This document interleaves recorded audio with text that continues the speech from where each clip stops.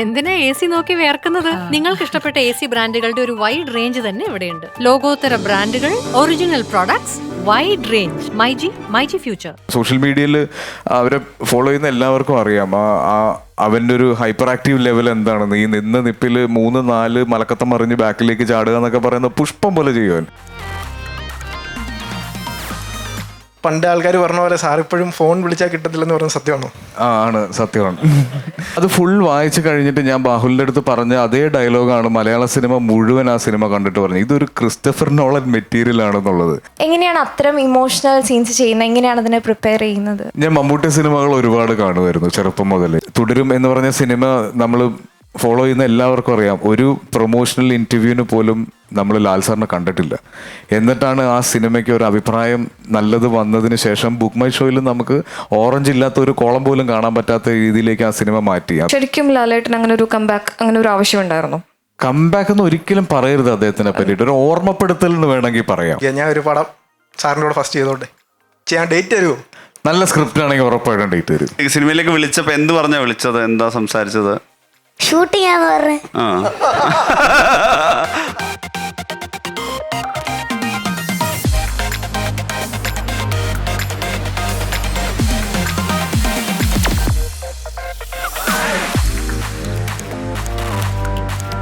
Hi, എല്ലാവർക്കും നമസ്കാരം. ഞാനിതൊരു ഇത്ര വലിയ പരിപാടിയാണെന്ന് എനിക്ക് അറിയില്ലായിരുന്നു. ഞാൻ വന്ന് കയറിയപ്പോൾ ഒരു ഇച്ചിരി നെർവസ് ആയി പോയി.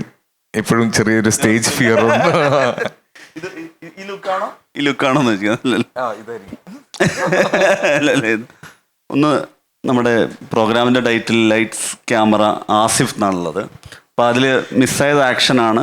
അവിടെ ആസിഫ് പ്ലേസ്ഡ് ആണ്. ഈ ചോദിക്കാനുള്ള ഇപ്പോൾ ഋതുവില് കേട്ടതായിരിക്കുമല്ലോ ഒരു സിനിമയിൽ ഏറ്റവും എക്സൈറ്റിംഗ് ആവുന്ന, അന്ന് നേരത്തെ പറഞ്ഞ നെർവസ് ആവുന്ന ഒരു ആക്ഷൻ. ഏറ്റവും ലാസ്റ്റ് ഇപ്പം ടിക്കറ്റൊക്കെ തുടങ്ങി, എന്നാൽ പോലും റിലീസ് ചെയ്യാൻ ഇരിക്കുന്ന പടം സർക്കീട്ടാണ്.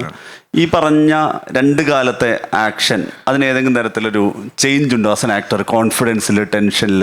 ഇല്ല. എനിക്ക് ഇപ്പോഴും പ്രത്യേകിച്ച് സിനിമ തുടങ്ങുന്ന ദിവസം എനിക്ക് ഫസ്റ്റ് ഡേ ഓഫ് ഷൂട്ട് ഭയങ്കര പ്രശ്നമാണ്.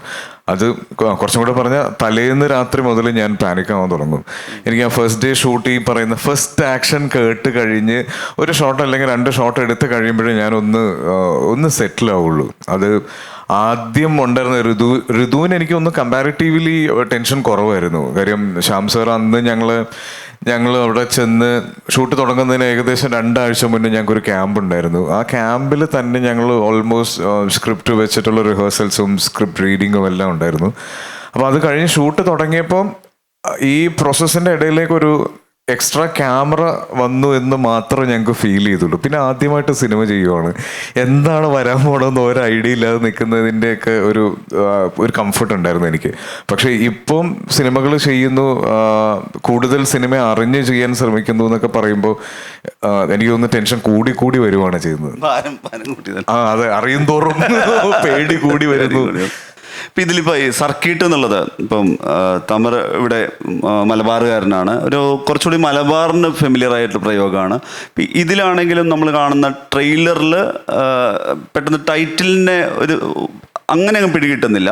പക്ഷേ ആസിഫിൻ്റെ ഇൻട്രോ ശരിക്കും കാണുന്നത് തൊഴിലന്വേഷിച്ച് ചെല്ലുന്നതാണ്. നമ്മൾക്കറിയാം പല കാലത്ത് പല മനുഷ്യരെ സിനിമയിലെ ഇൻട്രോ ആയിട്ടും സിനിമയുടെ എൻ്റർ സ്റ്റോറി ലൈനിലും ഈ ഒരു തൊഴിലന്വേഷിച്ച് തുടക്കമുണ്ടല്ലോ. ഇത് ഏതാണ്ട് എൻ്റെ ഷൂട്ടിംഗ് ദുബായിലാണ്. എന്താണ് ഈ സർക്കീട്ടിനെ കുറിച്ച് പറയാനുള്ളതും, അല്ലെ നമ്മൾ കണ്ട ഈ മലയാള സിനിമയിൽ എപ്പോഴും എൻ്റെ സ്ഥാനം തൊഴിൽ രഹിതനാണ്. ഒരുപാട് എനിക്ക് തോന്നുന്നു അലസനും തൊഴിൽ രഹിതനുമായ ചെറുപ്പക്കാരൻ ഈ ജനറേഷനിൽ ഏറ്റവും കൂടുതൽ ചെയ്തത് ഞാനായിരിക്കും. അപ്പൊ പെട്ടെന്ന് ഇതൊരു ട്രാവൽ ബാഗ് അല്ല, ജോലിക്കുള്ള ബാഗാണ് അത്. ആ ബാഗ് ഒരു ക്യാരക്ടറായിട്ട്, പ്രോപ്പർട്ടി ആയിട്ട് ഫുൾ ടൈം ഉണ്ടായിരുന്നു. പിന്നെ എനിക്ക് തോന്നുന്നു സിനിമയിലൊക്കെ വന്ന് നമ്മൾ ദുബായിലൊക്കെ പോകാൻ തുടങ്ങിയപ്പോൾ ദുബായിയുടെ ഒരു കളർഫുൾ സൈഡായിരുന്നു നമ്മൾ കണ്ടിരുന്നതും ആസ്വദിച്ചതും പോവാനും ഇനിയും വീണ്ടും കാണാനും ആഗ്രഹിച്ചത്. ഇതല്ലാതെ ഒരുപാട് സ്വപ്നങ്ങളായിട്ട് ഇനിയൊന്ന് ദുബായിക്ക് പോയി നോക്കാം എന്ന് പറഞ്ഞ് ദുബായിലെത്തി അവിടെ സ്ട്രഗിൾ ചെയ്യുന്ന ഒരുപാട് പേരുണ്ട്. അപ്പം അങ്ങനെ ഒരു ആളുകളെ റെപ്രസെൻ്റ് ചെയ്തിട്ടാണ് ഈ അമീർ എന്ന് പറഞ്ഞ ക്യാരക്ടർ. അവിടെയും വന്ന് ഒരുപാട് ഈ ബാച്ചിലർ റൂംസ് ഉണ്ട്, അവരുടെ പ്രശ്നങ്ങളുണ്ട്. ഇപ്പം ഞാൻ ഭയങ്കര ഇതുവരെ നമ്മൾ പ്രൊമോഷനിൽ പുറത്തു വിട്ടിട്ടില്ല. അവിടെ ചെയ്യുന്ന ഒരു ജോലിയുണ്ട്, ഈ വിസിറ്റിംഗ് കാർഡ് കണ്ടിട്ടുണ്ടോ, മസാജിന്റെ. അതൊക്കെ ഒരു വരുമാന മാർഗമാണ് ശരിക്കും. അതായത് ഈ ജോലി ഇല്ലാത്തവർ ഇല്ലീഗലായിട്ട് ചെയ്യുന്ന ഒരു കാര്യമാണ് ഈ മസാജ് പാർലറിന്റെ വിസിറ്റിംഗ് കാർഡ് ആരും കാണാതെ കൊണ്ടിടുന്നത്. അപ്പൊ അത്തരത്തിൽ ഈ വിസിറ്റിംഗ് കാർഡ് കൊടുക്കലല്ല ഇത്? അല്ലല്ല, അത് റോട്ടിലിട്ടിട്ട് പോവും, വണ്ടിയുടെ മുന്നിൽ വെച്ചിട്ട് പോവും. അത് ഇല്ലീഗലാണ് അങ്ങനത്തെ കാര്യങ്ങൾ അവിടെ ചെയ്യുന്നത്. അത് ചെയ്യുന്ന ഒരുപാട് പേരുണ്ട്.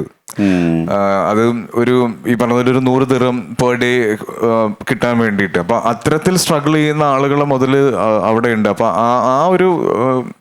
അവരെ റെപ്രസെന്റ് ചെയ്യുന്ന ഒരാളാണ് അമീർ.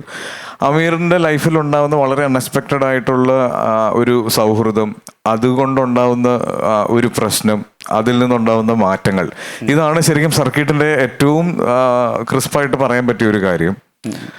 ഈ ഇപ്പൊ ദുബായിയുടെ കാര്യം പറയുമ്പോൾ എനിക്കൊന്ന് മലയാളിക്ക് ഒരു മറുനാടല്ല ഒരു കാലത്തും ദുബായ് ഏതെങ്കിലും തരത്തിൽ. ഇപ്പം പേഴ്സണലി ഈ പറഞ്ഞ ദുബായ് എന്നുള്ളത് ആസിഫിന്റെ ഒരു മെമ്മറിയിൽ എന്താ?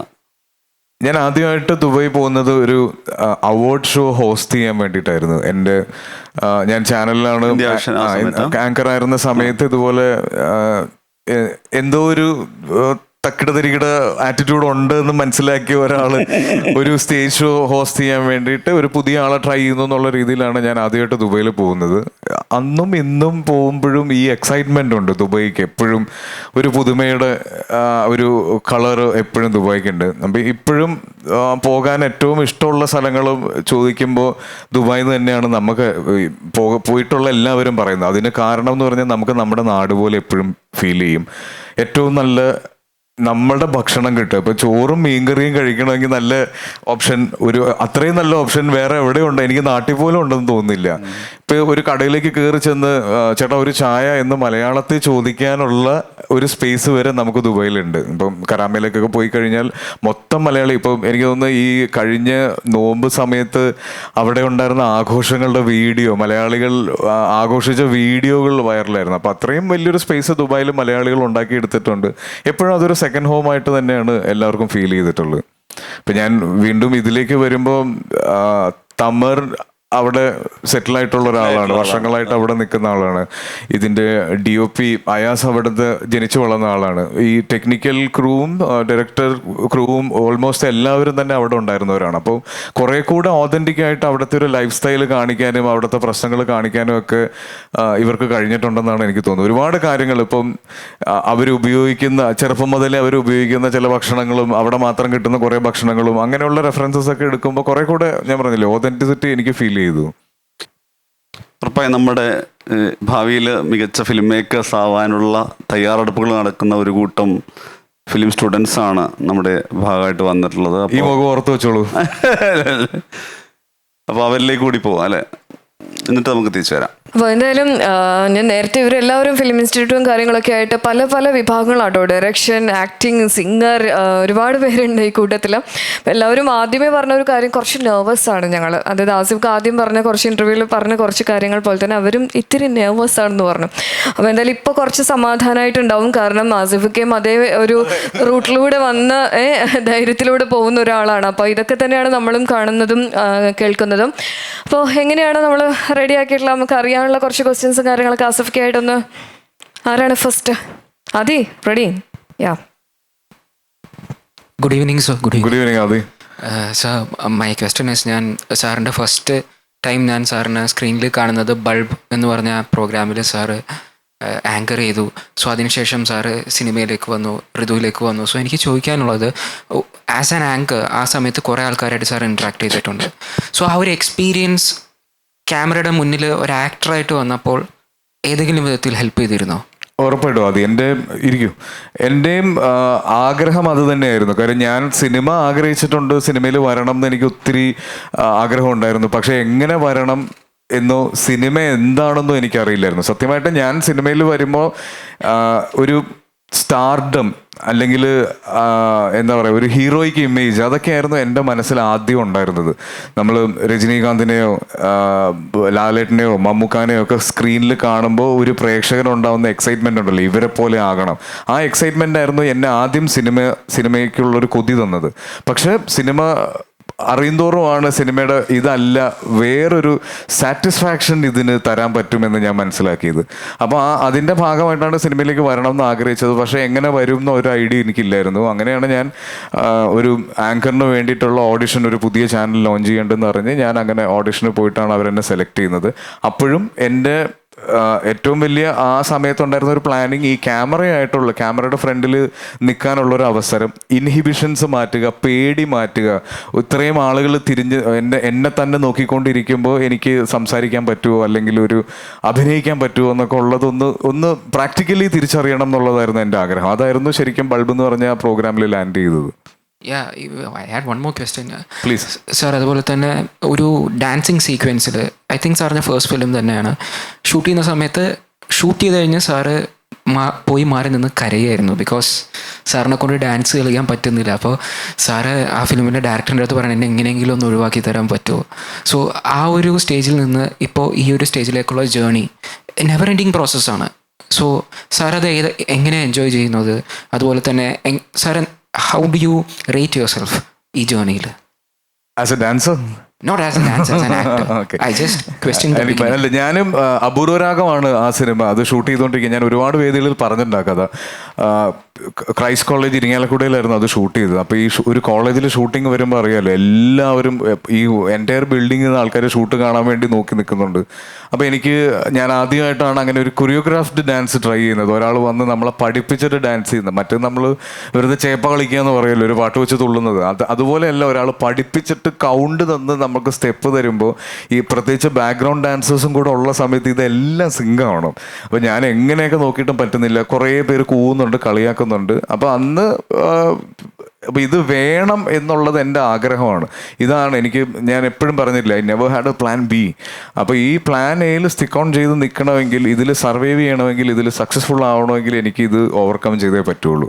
അപ്പോൾ അത് ഇന്നും ഞാൻ അതിന് ശ്രമിക്കുന്നു. ഇന്നും എനിക്ക് ഡാൻസ്, നമ്മൾ ഇന്ന് രാത്രി ഷൂട്ട് കഴിഞ്ഞിട്ട് വണ്ടിയിൽ കയറി പോകുമ്പോൾ ഒരു അസിസ്റ്റന്റ് ഡയറക്ടർ വന്നിട്ട് നാളെ സാർ സോങ് ഷൂട്ടാണെന്ന് പറഞ്ഞാൽ എനിക്ക് ഇന്നും ചങ്കിടിക്കും. ഇന്നും രാത്രി ഉറങ്ങാൻ പറ്റാറില്ല. അപ്പോൾ പക്ഷേ അത് സ്ക്രീനിലേക്ക് അറിയാതിരിക്കുക, അതിന് അങ്ങനെ ഓവർകം ചെയ്യുക എന്നുള്ളതാണ് ഞാൻ ശ്രമിച്ചുകൊണ്ടിരിക്കുന്നത്. ആസ് ആൻ ആക്ടർ ഞാൻ എങ്ങനെ റേറ്റ് ചെയ്യുമെന്ന് ചോദിച്ചാൽ അതിനെപ്പറ്റി ഞാൻ ചിന്തിച്ചിട്ടില്ല. ഞാനൊരു നല്ല ടൂളായിരിക്കണം എന്നാണ് എൻ്റെ ഡയറക്ടേഴ്സ്, എൻ്റെ ടെക്നീഷ്യൻസ് ആഗ്രഹിക്കുന്ന പോലെ എന്നെ മോൾഡ് ചെയ്യാൻ പറ്റുന്ന ഒരാളായിരിക്കണം, ഒരു ആക്ടർ ആയിരിക്കണം എന്ന് മാത്രം. ഒരിക്കലും എൻ്റെ റേറ്റിംഗ് ഒരിക്കലും എൻ്റെ കഴിവല്ല, എന്നെ ഉപയോഗിക്കുന്നവരുടെ കഴിവായിരിക്കണം. Okay, thank you so much. Yes sir, ready ആയിട്ടുണ്ട് ഓൾറെഡി നെക്സ്റ്റ് ക്വസ്റ്റ്യൻ ആയിട്ട്. ഓക്കെ സാർ, ഏതെങ്കിലും ആക്ടിങ് ഇൻസ്റ്റിറ്റ്യൂട്ടിൽ ഇത് ചെയ്തിട്ടുണ്ടോ? ഇല്ല, ഞാൻ അറ്റൻഡ് ചെയ്തിട്ടുണ്ടോ? ഇല്ല, എനിക്ക് അങ്ങനെ ഒരു ഭാഗ്യം കിട്ടിയിട്ടില്ല. കാര്യം ഞങ്ങൾ സിനിമയിൽ ഇപ്പം 2007 2008 സമയത്താണ് ഞാൻ എറണാകുളത്തേക്ക് വരുന്നത്. അന്ന് കൊച്ചിൻ മീഡിയ സ്കൂൾ മാത്രമായിരുന്നു ഇവിടെ ഒരു പുതിയ കോൺസെപ്റ്റിലൊരു ഫിലിം സ്കൂൾ ഉണ്ടായിരുന്നത്. പക്ഷെ അന്നത്തെ എൻ്റെ ഒരു ഇതിലെനിക്ക് ഒരു ആക്ടിങ് സ്കൂൾ ഫീസ് അഫോർഡബിൾ അല്ലായിരുന്നു. പിന്നെ ഞാൻ അങ്ങനെ എക്സ്പീരിയൻസ് ചെയ്തിട്ടുള്ളത്, നമ്മൾ ഋതു ചെയ്യുന്ന സമയത്ത് മുരളിമേനോൻ സാറിൻ്റെ ഞാൻ പറഞ്ഞില്ലേ, ഒരു 2 ആഴ്ചത്തെ വർക്ക്ഷോപ്പ് ഉണ്ടായിരുന്നു ഞങ്ങൾക്ക്. അതായിരുന്നു. പിന്നെ നിർണായകം ചെയ്യുന്ന സമയത്ത് കുള്ളൂർ മാഷിൻ്റെ കൂടെ ഒരു സെക്ഷൻ അറ്റൻഡ് ചെയ്തിട്ടുണ്ട്. അപ്പോൾ അങ്ങനെ ഒരു ലിമിറ്റഡ് എക്സ്പീരിയൻസ് മാത്രമേ ഉള്ളൂ. പിന്നെ എനിക്ക് തോന്നുന്നു ഞാനാണ് ഏറ്റവും എക്സ്പെൻസീവ് ആയിട്ടുള്ള ഒരു ആക്ടിങ് കോഴ്സ് ചെയ്തുകൊണ്ടിരിക്കുന്നത്. ഏറ്റവും വലിയ സിനിമ, ഏറ്റവും വലിയ ടെക്നീഷ്യൻസിൻ്റെ കൂടെയും ആക്ടേഴ്സിൻ്റെയും കൂടെയും ചെയ്യുക എന്ന് പറയുന്നത് തന്നെയാണ് ഏറ്റവും വലിയ സ്കൂളിംഗ്. ഇവിടെ തന്നെ ഉണ്ട് ഒരാൾ. ഞാൻ ഒരാളൊന്ന് പരിചയപ്പെടുത്തി തരാടോ. ഇവരുടെ എല്ലാവരുടെയും ഗ്യാങ്ങിൽ സാധാരണ എല്ലാവരും സിനിമകളിലേക്ക് വന്നതിന് ശേഷമായിരിക്കുമല്ലോ ഫാൻസ് ഉണ്ടാവുക. ഇവിടെ സിനിമയിലേക്ക് വരുന്നതിന് മുന്നേ ഇൻസ്റ്റിറ്റ്യൂട്ടിൽ ഇരിക്കുന്ന സമയത്ത് തന്നെ കുറേ ഫാൻസിനെ ക്രിയേറ്റ് ചെയ്തിട്ടുള്ള ഒരാളാണ്. ഡയറക്ഷനാണ് ആൾക്ക് താല്പര്യം. ഇപ്പോൾ ഫ്യൂച്ചറിലൊക്കെ ഇതുപോലെ മീറ്റ് ചെയ്യാനല്ലോ ആസിഫൊക്കെ ആയിട്ട് വരാനുള്ളൊരു നമസ്കാരം സർ. നമസ്കാരം സർ. എൻ്റെ പേര് അലക്സി ജോൺസ്. ഞങ്ങൾ നിയോ ഫിലിം സ്കൂളിൽ നിന്നാണ് വരുന്നത്, സിബി മലയാളി സാറിൻ്റെ. അപ്പോൾ എനിക്ക് പ്രത്യേകിച്ച് ചോദിക്കാൻ ഇവിടെ എല്ലാവർക്കും ഓരോ ക്വസ്റ്റ്യൻസ് സാറിന് വേണ്ടിയുള്ള ചോദ്യങ്ങൾ തയ്യാറാക്കി വെച്ചിട്ടുണ്ട്. അതിൽ കൂടുതൽ എനിക്കൊന്നും ചോദിക്കാനില്ല. എനിക്കൊരു ചെറിയ കാര്യം പറയാനുള്ളത്, നോ ഒഫൻസ്, ബട്ട് പണ്ട് ആൾക്കാർ പറഞ്ഞ പോലെ സാർ ഇപ്പോഴും ഫോൺ വിളിച്ചാൽ കിട്ടത്തില്ലെന്ന് പറഞ്ഞ സത്യമാണോ? ആണ്, സത്യമാണ്. ഫോണൊക്കെ ഉണ്ട് കയ്യിൽ, പക്ഷേ കോൾസ് എടുക്കാൻ ഒരു മടിയാണ്. സാർ, എനിക്കുള്ള ചോദ്യത്തിലേക്ക് വരാം. ഒരു 4 വർഷം മുമ്പ് സാറ് മറ്റേ എല്ലാം ശരിയാകുമെന്ന് പറഞ്ഞ മൂവി ചെയ്യുന്ന ടൈമിൽ നമ്മൾ തമ്മിൽ സംസാരിച്ചിട്ടുണ്ട്. ഓ ശരി.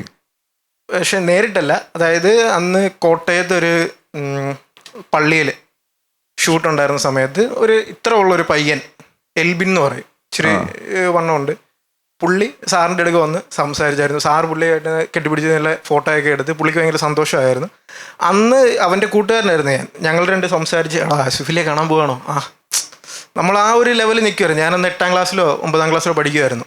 അന്ന് നമ്മൾ ആ ഒരു ലെവലിൽ നിന്ന് അപ്പം അദ്ദേഹം, അതായത് എൻ്റെ കൂട്ടുകാരനുമായിട്ട് സാറ് സംസാരിച്ചുകൊണ്ടിരുന്നപ്പോൾ ഞാൻ വിളിച്ചായിരുന്നു. അപ്പോൾ സാറ് പറഞ്ഞു, ഞാൻ ചോദിച്ചത് ആസിഫിലെയാണോ, അല്ലടാ നീ ഇത് കളിപ്പിക്കുകയാണോ, അങ്ങനെയൊക്കെ ഞാൻ ഒരു ഫണ്ടിന് വേണ്ടി ചോദിച്ചപ്പോൾ സാറ് തന്നെ സംസാരിച്ചിട്ട് ഞാൻ ആസിഫലിയ, നിനക്ക് എന്തെങ്കിലും സംശയം ഉണ്ടോ എന്നൊക്കെ ചോദിച്ച് ഞങ്ങളൊരു പ്രൊജക്റ്റ് സംസാരിക്കുകയാണ് എന്ന് നമ്മൾ പറഞ്ഞായിരുന്നു. അപ്പോൾ സാറിനോട് ഇപ്പം എനിക്ക് ചോദിക്കുക, അന്ന് നമ്മൾ ചെറുപ്പത്തിലുണ്ടായിരുന്നൊരു എനിക്ക് 19 വയസ്സേ ഉള്ളൂ. ഇപ്പം ചോദിക്കുക, ഞാൻ ഒരു പടം സാറിൻ്റെ കൂടെ ഫസ്റ്റ് ചെയ്തോട്ടെ, ചെയ്യാൻ ഡേറ്റ് തരുമോ?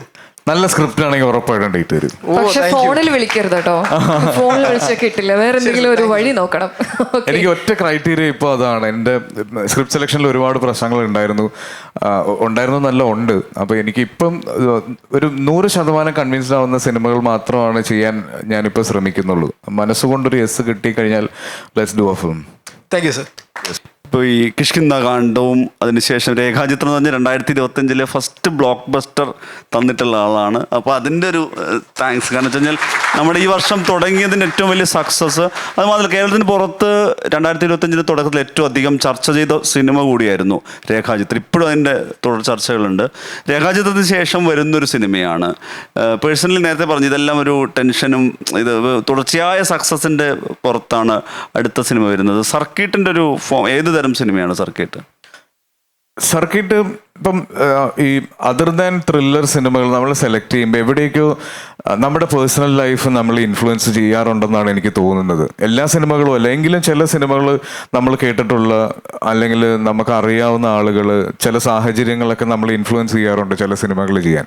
ഇപ്പം സർക്കിട്ട് അങ്ങനെ പറയുവാണെങ്കിൽ ഞാൻ എന്ന് പറഞ്ഞ വ്യക്തി ഒരു ഈ സിനിമയിൽ കാണുന്ന പോലെ അലസനായ ചെറുപ്പക്കാരനായിരുന്നു. വിവാഹശേഷം ഒരുപാട് മാറ്റങ്ങൾ വന്നു. കുട്ടികളായപ്പോൾ അതിനേക്കാളൊക്കെ ഒരുപാട് മാറ്റങ്ങൾ വന്നു. വീട് എന്നുള്ളൊരു ചിന്ത, വീട്ടുകാരോടുള്ള അറ്റാച്ച്മെൻറ്റിൽ വ്യത്യാസം വന്നു. അപ്പോൾ അങ്ങനെയൊക്കെ ഉണ്ടായതിൻ്റെ ഒരു വ്യത്യാസം അല്ലെങ്കിൽ അതിൻ്റെ ഒരു റിസൾട്ടായിരിക്കും ചിലപ്പം ഈ സർക്കിട്ട് എന്ന് പറഞ്ഞ സിനിമ ഞാൻ സ്ക്രിപ്റ്റ് കേട്ട് ചെയ്യാമെന്ന് സമ്മതിച്ചത്. പാരൻറ്റിങ്ങിനെ പറ്റിയിട്ടും കുട്ടികൾക്ക് കൊടുക്കേണ്ട സമയത്തിനെ പറ്റിയിട്ടും ഒക്കെ വളരെ ബ്യൂട്ടിഫുള്ളായിട്ട് തമർ ഈ സ്ക്രിപ്റ്റിൽ ഇതിൻ്റെ സ്ക്രീൻ പ്ലേയിൽ കൊണ്ടുവന്നിട്ടുണ്ട്. എനിക്ക് അതുപോലെ വളരെ റിലേറ്റബിൾ ആയിരുന്നു. ഇപ്പോഴത്തെ ഈ ഒരു ജനറേഷനിലെ കുട്ടികളെ വളർന്നു വരുന്നതും പേരൻസ്, ഇപ്പോൾ പ്രത്യേകിച്ച് നമ്മളെപ്പോലെ ഈ യങ് പേരൻസ് എന്ന് പറയുമല്ലോ, നമുക്കും ഇതിലൊരു ക്ലാരിറ്റി കിട്ടി തുടങ്ങുന്നതുള്ളൂ. പയ്യാണ് ഇതെല്ലാം മനസ്സിലാക്കി എടുക്കുന്നത്. അപ്പോൾ ഉണ്ടാകുന്ന കുറേ കൺഫ്യൂഷൻസും നമ്മളുടെ ലൈഫിൽ ഇപ്പം ട്രാവൽ ചെയ്യുമ്പോൾ നമ്മൾ പണ്ടത്തെ പോലെ എടുത്തോ പിടിച്ചോ എന്ന് പറഞ്ഞ് ഇറങ്ങി പോകാൻ പറ്റില്ല. ഒരുപാട് കാര്യങ്ങൾ പ്ലാൻ ചെയ്യണം. അപ്പോൾ ആ സമയത്ത് നമുക്കുണ്ടാകുന്ന ഫ്രസ്ട്രേഷൻസ് ഉണ്ട്.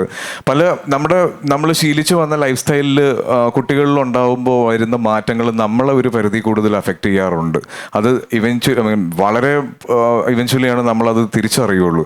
അപ്പോൾ അങ്ങനെയൊക്കെ ഉള്ള ഒരുപാട് കാര്യങ്ങളാണ് ഇപ്പം ഇവർ ദീപക്കും ദിവ്യയും ചെയ്യുന്ന പാരൻസിൻ്റെ ക്യാരക്ടറിൽ അവരനുഭവിക്കുന്ന കുറേ കാര്യങ്ങളുണ്ട്. അതൊക്കെ ശരിക്കും ഞാൻ ഈ സ്ക്രീൻ പ്ലേ വായിക്കുമ്പോൾ എൻ്റെ വീട്ടിലും നമ്മുടെ ചുറ്റിലും ഒക്കെ കണ്ടിട്ടുള്ളതാണ്. ഇപ്പം നമ്മൾ സ്ക്രീൻ ടൈം കുട്ടികളുടെ കൺട്രോൾ ചെയ്യണം എന്ന് നമ്മളെല്ലാവരും ഭയങ്കരമായിട്ട് പറയും. പക്ഷെ ഒരു 20 മിനിറ്റ് നമ്മൾ വീട്ടിലിരുന്ന് കഴിയുമ്പോൾ ഫോൺ എടുത്ത് കൊടുക്കും, ഒന്ന് അങ്ങോട്ട് പോയിരിക്കാൻ പറഞ്ഞ്. അപ്പോൾ അത്തരത്തിലുള്ള ഒരുപാട് തിരിച്ചറിയലുകളിൽ നിന്നാണ് ഞാൻ ഈ സിനിമ ചെയ്യാം എന്ന് സമ്മതിച്ചത്. ഈ നമ്മൾ പെട്ടെന്ന് ഈ പറഞ്ഞതിൻ്റെ തുടർച്ചയിൽ പെട്ടെന്ന് ട്രെയിലർ കണ്ടു കഴിഞ്ഞാൽ ഈ വില്ലൻ ആരാന്ന് കുട്ടിയാണ്. ശരിക്കും എനിക്ക് അത് ജപ്പുവിൻ്റെ ആ ക്യാരക്ടർ ചെയ്ത ഒർഹാൻ എന്ന് പറഞ്ഞ കുട്ടിയാണ്. ആ കുട്ടിക്ക് വേണ്ടിയിട്ടാണ് ഏകദേശം 700ഓളം കുട്ടികളെ പേഴ്സണലി ഓഡിഷൻ ചെയ്തിട്ടാണ് തമർ ഒർഹാനിലേക്ക് എത്തിയത്. അപ്പോൾ ഈ ക്യാരക്ടറിൻ്റെ ഈ കുട്ടിക്ക് ഒരു ഇച്ചിരി ഹൈപ്പർ ആക്റ്റീവ് ആയിട്ടുള്ള കുട്ടിയാണ്. അതിനൊരു ഡിഫറെൻ്റ്ലി ഏബിൾഡ് എന്ന് പറയാൻ പറ്റില്ല, എങ്കിലും ഒരു ഇച്ചിരി ഹൈപ്പർ ആക്റ്റീവ് ആയിട്ടുള്ള കുട്ടിയാണ്. അപ്പോൾ ആ കുട്ടിയുടെ പേരൻറ്റിങ് കുറച്ച് ബുദ്ധിമുട്ടുള്ളതാണ്. അപ്പോൾ ആ ഒരു ആറ്റിറ്റ്യൂഡ് നമുക്ക് ആ പ്രായത്തിലൊരു കുട്ടിക്ക് അഭിനയിക്കാൻ പറ്റുക എന്ന് പറയുന്നത് വലിയൊരു ചലഞ്ചായിരിക്കും. പക്ഷെ അതിലേക്ക് എത്താൻ ആ ഒരു ആറ്റിറ്റ്യൂഡുള്ള ഒരാളെ തപ്പിയെടുത്തു. അതിലേക്ക് എത്തിയത് ഭയങ്കര കൃത്യമായ ഒരു ലാൻഡിങ് ആയിരുന്നു. കാര്യം ഒർഹാനെ ഇപ്പം സോഷ്യൽ മീഡിയയിൽ അവരെ ഫോളോ ചെയ്യുന്ന എല്ലാവർക്കും അറിയാം അവൻ്റെ ഒരു ഹൈപ്പർ ആക്റ്റീവ് ലെവൽ എന്താണെന്ന്. ഈ നിപ്പിൽ 3-4 മലക്കത്തം മറിഞ്ഞ് ബാക്കിലേക്ക് ചാടുക എന്നൊക്കെ പറയുന്നത് പുഷ്പം പോലെ ചെയ്യുവാൻ. അപ്പം പിന്നെ ഈ ഷൂട്ട് ചെയ്യുന്ന സമയത്ത് നമുക്ക് ഒരു കുട്ടിയെ കൊണ്ട് ഒരു ഫുൾ ഡേ ഷൂട്ട് ചെയ്യുക, അതും 8 വയസ്സുള്ള ഒരു കുട്ടിയെ ഒരു ഫുൾ ഡേ ഷൂട്ട് ചെയ്യിക്കുക എന്ന് പറയുന്നത് പ്രാക്ടിക്കലി ഇമ്പോസിബിൾ ആയിട്ടുള്ളൊരു കാര്യമാണ്. പക്ഷെ അങ്ങനെയൊന്നും ഒരു ബുദ്ധിമുട്ടും ഇല്ലാതെ ആ സിനിമയ്ക്ക് വേണ്ടിയിട്ട് ആ കുട്ടിയും എടുത്തു പറയേണ്ടത് ആ കുട്ടിയുടെ പേരൻസിനെ പറ്റിയിട്ടാണ്. അവർ രണ്ടുപേരും ആ 2 കുട്ടികളെ വളർത്തുന്ന രീതി തന്നെ ശരിക്കും എനിക്ക് ഈ സിനിമ ചെയ്യുന്ന സമയത്ത് വലിയൊരു മാതൃകയായിരുന്നു. അവർക്ക് വേണ്ട എല്ലാ ഫ്രീഡവും കൊടുത്ത് അവരെ എങ്ങനെയൊക്കെ, അതായത് എൻ്റെ അറിവിൽ ആ പാരൻസ് 2 പേരും സ്പോർട്സ് റിലേറ്റഡ് ആളുകളായിരുന്നു അവരുടെ പ്രൊഫഷൻ. അപ്പോൾ അവർക്ക് 2 പേർക്കും ആ കുട്ടികൾക്ക് അത് കൊടുക്കാൻ പറ്റിയിട്ടുണ്ട്. ഈ ത്രൂ ഔട്ട് ഷൂട്ടിന്, പ്രത്യേകിച്ച് ഇതിൻ്റെ നൈറ്റ് സീക്വൻസ് ഒക്കെ എടുക്കുന്ന സമയത്ത് ഡിസംബറിലാണ് ഞങ്ങൾ ഷൂട്ട് ചെയ്യുന്നത്. ആ സമയം എന്ന് പറഞ്ഞാൽ ദുബായിലെ വേറൊരു സൈഡാണ്, തണുപ്പിൻ്റെ അങ്ങേയറ്റമാണ്. അപ്പോൾ ഈ വെളുപ്പിന് 3 മണിക്കൊക്കെ ഷോട്ടിന് റെഡിയായി വന്നിരിക്കുമ്പോൾ ഈ ഒരു ടീഷർട്ട് ഫോട്ടോയിലാണ്, ഓക്കെ, ഒരു ടീഷർട്ട് മാത്രമാണ്, ടീഷർട്ടും ഷോർട്സും ആണ് ഈ ഒർഹാൻ്റെ ക്യാരക്ടറിൻ്റെ കോസ്റ്റ്യൂം. അപ്പോൾ ഈ ഷോട്ടിന് തൊട്ട് മുന്നേ ജാക്കറ്റ് ഊരി കഴിഞ്ഞിട്ട് ഷോട്ടിന് നിൽക്കുമ്പോൾ എനിക്ക് ലിറ്ററലി ഞാൻ പിടിച്ചിട്ടുള്ള കൈ ഇങ്ങനെ ഷിവർ ചെയ്യുന്നത് എനിക്ക് കാണാം. അപ്പോൾ ഇവനോട് എന്താ പറയുമ്പോൾ എനിക്കൊരു കടുംചായ തരുമോ എന്ന് ചോദിക്കും. ഒരു ചായ മേടിച്ച് കുടിച്ചിട്ടാണ് അവൻ അഭിനയിക്കുക. പിന്നെ തീർച്ചയായിട്ടും തമറിൻ്റെ ഒരു ആ സിനിമ അല്ലെങ്കിൽ അങ്ങനെ ഒരു ക്യാരക്ടറിലേക്ക് കൊണ്ടുവരുന്ന സമയത്ത് ഇപ്പം നമ്മൾ ഡയലോഗ്സ് എഴുതുമ്പോൾ, കുട്ടികൾക്ക് വേണ്ടി ഡയലോഗ്സ് എഴുതുമ്പോൾ വലിയ ആളുകൾക്ക് വേണ്ടി എഴുതുന്ന ഡയലോഗ്സ് പോലെ ആവരുത്. അത് പറയുമ്പോഴാണ് നമുക്കിത് ഭയങ്കര ഏച്ച് കെട്ടിയ ഒരു ഫീല് വരും. അപ്പോൾ അത് വരാതെ ഇതിൻ്റെ കണ്ടന്റ് അവന് മനസ്സിലാക്കി കൊടുത്ത് അവൻ്റെ ഭാഷയിൽ അവൻ സംസാരിക്കുന്ന രീതിയിൽ ഡയലോഗ്സ് പറയാൻ തമർ അവനെ കൊണ്ട് ട്രെയിൻ ചെയ്യിപ്പിച്ചു, അങ്ങനെ തന്നെ പറയാം. അപ്പോൾ അത് എല്ലാ രീതിയിലും ആ സിനിമ, ഇപ്പം ഞാൻ മനസ്സിലാക്കിയെടുത്തോളം തമർ 1001 നുണകൾക്ക് മുന്നേ ചെയ്യാൻ ആഗ്രഹിച്ചിരുന്ന ഒരു സിനിമയാണ്. അപ്പോൾ ആ ഒരു പ്രിപ്പറേഷൻ മൊത്തം ഇതിന് വളരെയധികം യൂസ്ഫുൾ ആയിട്ടുണ്ട് ഷൂട്ടിങ്ങിന്. ഇപ്പം നമ്മൾ നോക്കുകയാണെങ്കിൽ ഇപ്പം രേഖാചിത്രം പോലുള്ള സിനിമകളിൽ ഈ ആ സിനിമയുടെ സക്സസിൻ്റെ, ഇപ്പം രേഖാചിത്രത്തിൻ്റെ സക്സസ് സത്യത്തിൽ സർക്കീട്ടിൻ്റെ ഷൂട്ടിലായിരുന്നല്ലോ ആസിഫ്. ശരിക്കും ഇപ്പം പലപ്പോഴും ഇപ്പം ഈ പറഞ്ഞ ഫിലിം മേക്കേഴ്സ് തന്നെ പറയുന്നുണ്ട്, ഈ സക്സസ് എൻജോയ് ചെയ്യുന്ന സമയത്തേക്ക് നമ്മൾ വളരെ തിരക്കിട്ട് ഇതിൻ്റെ ഷൂട്ടിലേക്ക് പോവാണ്. ശരിക്കും രേഖാചിത്രത്തിൻ്റെ സക്സസിനിടയിൽ ഷൂട്ട് ചെയ്ത സിനിമ എന്നുള്ളത് അത് ഏതെങ്കിലും തരത്തിൽ പേഴ്സണലി അതിനൊരു ഹാപ്പിനെസ് കൂടി ഇതിൻ്റെ ഭാഗമായിട്ട് വരുന്നുണ്ടോ? അതിൻ്റെ ആ ഒരു ബോണസ് പോയിന്റ് കൂടി കിട്ടുന്നൊരു പടമാണോ സർക്കീട്ട്? തീർച്ചയായിട്ടും. എനിക്ക് ഇപ്പം ഞാൻ ഒരുപാട് തവണ പറഞ്ഞിട്ടുണ്ട്, നമ്മൾ തുടർച്ചയായി മോശം സിനിമകൾ സംഭവിച്ചതിന് ശേഷം വരുന്ന ഒരു നല്ല സിനിമയ്ക്ക് ഈ മുന്നേ വന്ന മോശം സിനിമകൾ ഒരു ബാധ്യതയായി മാറാറുണ്ട്. പലപ്പോഴും അത് അർഹിക്കപ്പെടുന്ന രീതിയിലേക്ക് ആ സിനിമകൾ എത്താറില്ല. പലപ്പോഴും OTT-ൽ ഇറങ്ങി കഴിയുമ്പോഴൊക്കെയാണ് ആളുകൾ ഇത് എന്താണ് തിയേറ്ററിൽ ഓടാത്തതെന്ന് അന്വേഷിച്ചിട്ടുള്ളത്. പക്ഷെ അതിനേക്കാൾ വെല്ലുവിളിയാണെന്ന് എനിക്ക് തോന്നുന്നു ഒരുപാട് നല്ല സിനിമകൾക്ക് ശേഷം ഇറങ്ങുന്ന അടുത്ത റിലീസ് എന്ന് പറയുമ്പം രേഖാചിത്രം പോലെ വലിയൊരു ചർച്ചയായ ഒരു സിനിമ, അതിനുശേഷം ഇറങ്ങുന്ന അടുത്ത സിനിമ എന്ന് പറയുമ്പോൾ ആളുകളുടെ എക്സ്പെക്ടേഷനെ മീറ്റ് ചെയ്യുക എന്ന് പറയുന്നത് വലിയൊരു ചലഞ്ചാണ്. അപ്പോൾ എനിക്ക് അതിന് ഇങ്ങനെയൊന്നും ഞാൻ ഒരുപാട് എക്സ്പീരിയൻസ് ചെയ്യാത്തതുകൊണ്ട് അതിൻ്റെ ഒരു എക്സൈറ്റ്മെന്റ് ഉണ്ട് എനിക്ക് ഇത് എങ്ങനെ വരും എന്നുള്ളത്. ഈ പാരന്റിങ്ങിന്റെ കാര്യം പറഞ്ഞുകൊണ്ട് എടുത്തു വയ്ക്കുകയാണ്. ഇപ്പം ഈ നമ്മുടെ കിഷ്കിന്ധകാണ്ഡം ചെയ്യുന്ന സമയത്തേക്ക് വീട്ടിലേക്ക് തിരിച്ചു പോകാൻ പ്ലാൻ ഇല്ലാത്ത സമയത്ത് പോലും തിരിച്ചു വരാവുന്നൊരു ഇമോഷൻ അതിലുണ്ടായിരുന്നു. പക്ഷെ ഇത് ഈ പറഞ്ഞ കുറച്ചുകൂടി ഹാർഡായി ഹാൻഡിൽ ചെയ്യുന്ന ഒരു പാരന്റിങ്ങിന്റെ മറുപുറത്ത് നിൽക്കുന്ന ഒരാളായിട്ടാണല്ലോ സർക്കീട്ട് ചെയ്യുന്നത്. ഇത് എങ്ങനെയാണ് പേഴ്സണലി കണക്ട് ചെയ്യുന്നത്? കാരണം അത് അത്തരം റിലേറ്റബിൾ സീൻസ് വരുമ്പോഴൊക്കെ അത് ഇപ്പം ആസിഫിന് റിലേറ്റബിൾ ആയതുകൊണ്ട് കൂടിയാണല്ലോ ഈ സിനിമ കമ്മിറ്റ് ചെയ്യുന്നത്. എനിക്ക് ഈ നമ്മൾ ഇവരെ ഇപ്പോഴത്തെ ഒരു വലിയ പ്രശ്നം പറഞ്ഞാൽ ഈ കുട്ടികളെ ഇപ്പം ഈ ആദുവിൻ്റെ, എൻ്റെ മോൻ്റെ ഓൾമോസ്റ്റ് ഏജ് തന്നെയാണ് ഉള്ളത്. ഇവരെ എൻ്റർടൈൻ ചെയ്യുക എന്ന് പറയുന്നത് നമുക്കൊരു പരിധി കൂടുതൽ ഇവരുടെ അറ്റൻഷൻ പിടിച്ചു വെക്കാൻ പറ്റില്ല. അപ്പോൾ എൻ്റർടൈൻ ചെയ്യുക എന്ന് പറയുന്നത് ഇവർക്ക് എക്സൈറ്റിംഗ് ആയിട്ടുള്ള കാര്യങ്ങൾ ചെയ്യുക, അല്ലെങ്കിൽ ആ രീതിയിൽ പെരുമാറുക. ഇപ്പം ഷോട്ട് എടുക്കുന്നതിൻ്റെ ഇടയിൽ ഇപ്പം എടുത്ത് പറയുവാണെങ്കിൽ ഇപ്പം ഞാനും ജപ്പും കൂടെ നടന്നു പോകുന്ന ഒരു ബാക്ക് ഷോട്ട് വേണം. അപ്പോൾ ഒരു ആക്ടിവിറ്റി വേണം. അപ്പോൾ ആക്ടിവിറ്റി എന്താണെന്നുള്ളത് നമുക്ക് പ്ലാൻ ചെയ്യണം. അതൊരു പുതിയതായിരിക്കണം. സ്ഥിരമായിട്ട് കുട്ടികളുടെ സിനിമയിൽ കാണിക്കുന്ന കുട്ടിയായിട്ടുള്ള ഇൻട്രാക്ഷനേക്കാൾ ഡിഫറെൻ്റ് ആയിട്ട് എന്ത് ചെയ്യാമെന്ന് നമ്മൾ ഇരുന്ന് ആലോചിക്കുമ്പോൾ എൻ്റെയോ തമറിൻ്റെയോ കുട്ടികളായിട്ട് ഞങ്ങൾ ചെയ്യാറുള്ള ചില പേഴ്സണലായിട്ടുള്ള കാര്യങ്ങളാണ് ഞങ്ങൾ ഇതിലേക്ക് കൊണ്ടുവരാൻ ശ്രമിച്ചിട്ടുള്ളത്. അപ്പോൾ അത് ശരിക്കും അതായിരുന്നു ഞാൻ ടാക്കിൾ ചെയ്തത്. അതിനോട് ഞാൻ വീട്ടിൽ എങ്ങനെയാണോ പെരുമാറുന്നത് ആ ഒരു സ്പേസിൽ, ഇപ്പം ചില സമയത്ത് ഞാനിവന് ഈ ഷട്ടിലൊക്കെ പിടിച്ചിട്ട് ഇങ്ങനെ അങ്ങോട്ടും ഇങ്ങോട്ടൊക്കെ ആട്ടും ഇവന്റെ പേരൻസ് എന്നെ ഇങ്ങനെ ദൂരെ നിന്ന് നോക്കും. അപ്പൊ അത്രയും ഫ്രീഡം, ആ ഒരു കെമിസ്ട്രി ഞങ്ങളുടെ ഇടയിൽ വന്നു. ഭയങ്കര ഇപ്പം ഈ ഷൂട്ട് ചെയ്ത് കഴിഞ്ഞിട്ട് ഞങ്ങൾ പാക്കപ്പ് പറഞ്ഞ് പോകുമ്പോൾ ഒരു വിഷമം ഉണ്ടാവുന്ന രീതിയിലുള്ളൊരു ബോണ്ടിങ് ഞങ്ങളുടെ ഇടയിലുണ്ടായിരുന്നു. ഇത് പറഞ്ഞുകൊണ്ട് ഇപ്പം കുട്ടികളുടെയുള്ള പെർഫോമൻസ് ഇപ്പോൾ പലരും പറയാറുണ്ട്, കുട്ടികളെ ഷൂട്ട് ചെയ്യുന്നത് എന്ന് പറയുന്നത് അപ്പം അതിൻ്റെ ആംഗിൾ, അവരെ ഫോളോ ചെയ്യുന്നത്, അവരോട് കമ്മ്യൂണിക്കേറ്റ് ചെയ്യുന്നത് പോലും വേറെ രീതിയിലാണല്ലോ, ഒരു കോ ആക്ടറോട് പോലല്ലോ. ഏറ്റവും കൂടുതൽ സീന് ആസിഫ് ഒരു കുട്ടിയുടെ കൂടെ ചെയ്യുന്ന സമയത്ത് മുമ്പ് അങ്ങനെ ഇത്രയും ഡ്യൂറേഷനിൽ ചെയ്തിട്ടില്ലല്ലോ. പെർഫോമർ എന്നുള്ള രീതിയിൽ അതിൻ്റെ ഒരു പോസിറ്റിവിറ്റി എന്താണ്, അല്ലെങ്കിൽ അത് ഒരു ടാസ്ക് എന്താണ്? എന്തായാലും ഉറപ്പായും രണ്ടുപേരും നന്നായി പെർഫോം ചെയ്ത സിനിമയാണെന്ന് ഇതിൻ്റെ ട്രെയിലറിൽ ഒരു പ്രോമിസ് കിട്ടുന്നുണ്ട്. ഇതിന് ആദ്യം ഞാൻ പ്ലാൻ ചെയ്തത് നല്ലോണം പേഷ്യൻസ് വേണം എന്നുള്ളത് തന്നെയായിരുന്നു ഞങ്ങളുടെ കാര്യം.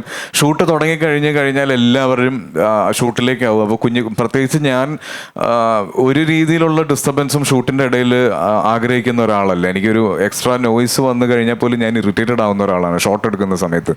അപ്പോൾ ഈ ഒരു 8 വയസ്സുള്ള കുട്ടിയുടെ കൂടെ ത്രൂ ഔട്ട് ഒരു സിനിമ ചെയ്യുമ്പോൾ വേണ്ട ആവശ്യം വരാൻ സാധ്യതയുള്ള ഒരു പേഷ്യൻസ് ലെവൽ മനസ്സിൽ കണ്ടാണ് ഞാൻ പോയത്. പക്ഷേ തമറിന്റെ ട്രെയിനിങ് ആണോ ഇവന്റെ ഇൻബോൺ ടാലന്റ് ആണോ എന്ന് എനിക്കറിയില്ല.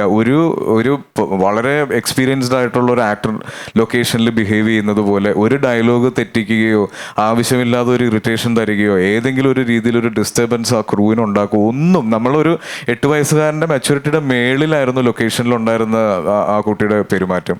ഇപ്പം ഞങ്ങൾ ഇതിൻ്റെ പ്രൊമോഷൻസ് ആയിട്ട് ഇങ്ങനെ ഇൻ്റർവ്യൂസ് കൊടുത്തുകൊണ്ടിരിക്കുമ്പോൾ ഞാനും ദീപക്കും ദിവ്യപ്രഭ, തമർ, ഞങ്ങൾ 4 പേരും കൂടി ഇരുന്നിട്ട് സംസാരിക്കുമ്പോൾ ഇവൻ ഇന്റർവ്യൂ കാണാൻ വേണ്ടിയിട്ട് ക്യാമറയുടെ പുറകിൽ നിൽക്കുന്നുണ്ട്. അപ്പോൾ എന്തോ ഞങ്ങളിങ്ങനെ സംസാരിക്കുന്നതിൻ്റെ ഇടയിൽ ഇവന് വെറുതെ ദീപക്ക് വിളിച്ചിട്ട് ദിവ്യ വിളിച്ചിട്ട് മടിയിലിരുത്തി ഇവനിങ്ങനെ ഇൻട്രൊഡ്യൂസ് ചെയ്ത് ഇവനാണ് ആ സിനിമ ചെയ്തത്. അപ്പോൾ ഈ ആങ്കർ എന്തോ ചോദിച്ചതിൻ്റെ മറുപടി പറയുന്നതിന് മുന്നേ ഇവൻ പറഞ്ഞു എനിക്കൊരു മൈക്ക് തരുമോ എന്ന് ചോദിച്ചു. അത്രയും പ്രസൻസ് ഓഫ് മൈൻഡ് ഉണ്ട്. അത് എക്സ്പീരിയൻസ് ആണോ അത് വളർന്നു വരുന്നതിൻ്റെ. അപ്പോൾ അത്രയും ഇൻ്റലിജൻ്റ് ആയിട്ടുള്ളൊരു കുട്ടിയാണ്. അപ്പോൾ അതിൽ ഞങ്ങൾക്ക് വേറെ ആർക്കും ഒരു ബുദ്ധിമുട്ടും പല സമയത്തും ഞാൻ ചോദിച്ചിട്ടുണ്ട്. ഈ നൈറ്റ് സീക്വൻസ് തുടങ്ങിക്കഴിഞ്ഞ സമയത്തൊക്കെ നമുക്ക് കണ്ടിന്യൂസ് ആയിട്ട് അത് 6 to 6 ആണ് കോൾ ഷീറ്റ്. വൈകുന്നേരം 6 മണിക്ക് വന്ന് അസംബിളായി നമ്മളൊരു 8 o'clock ഷൂട്ട് തുടങ്ങിക്കഴിഞ്ഞാൽ രാവിലെ സൺറൈസ് വരുന്നത് വരെ ഷൂട്ട് ചെയ്യും. ഓക്കെ. അപ്പോൾ പല സമയത്തും ഇവനെ കാണുമ്പോൾ ഞാൻ ചോദിക്കും, ജപ്പു ഇന്ന് വേണമെങ്കിൽ നമുക്ക് ഇവിടെ വെച്ച് നിർത്താം. അപ്പോൾ ഒരു പ്രശ്നവുമില്ല. അത് കഴിഞ്ഞിട്ട് അവൻ്റെ ഞാൻ പോയി കിടന്ന് ഉറങ്ങിക്കോളാം അങ്കിളെ എന്ന് പറയും. അപ്പോൾ ഒരു ഫുൾ നല്ല അത്രയും പാഷനേറ്റ് ആയിട്ടാണ് ആ സിനിമ ചെയ്തതും അതിൻ്റെ ഈ സിനിമയ്ക്ക് ഉണ്ടാകുന്ന എല്ലാ വിജയങ്ങളും അവൻ ഡിസേർവ് ചെയ്യുന്നതാണ്. Samuel Watson.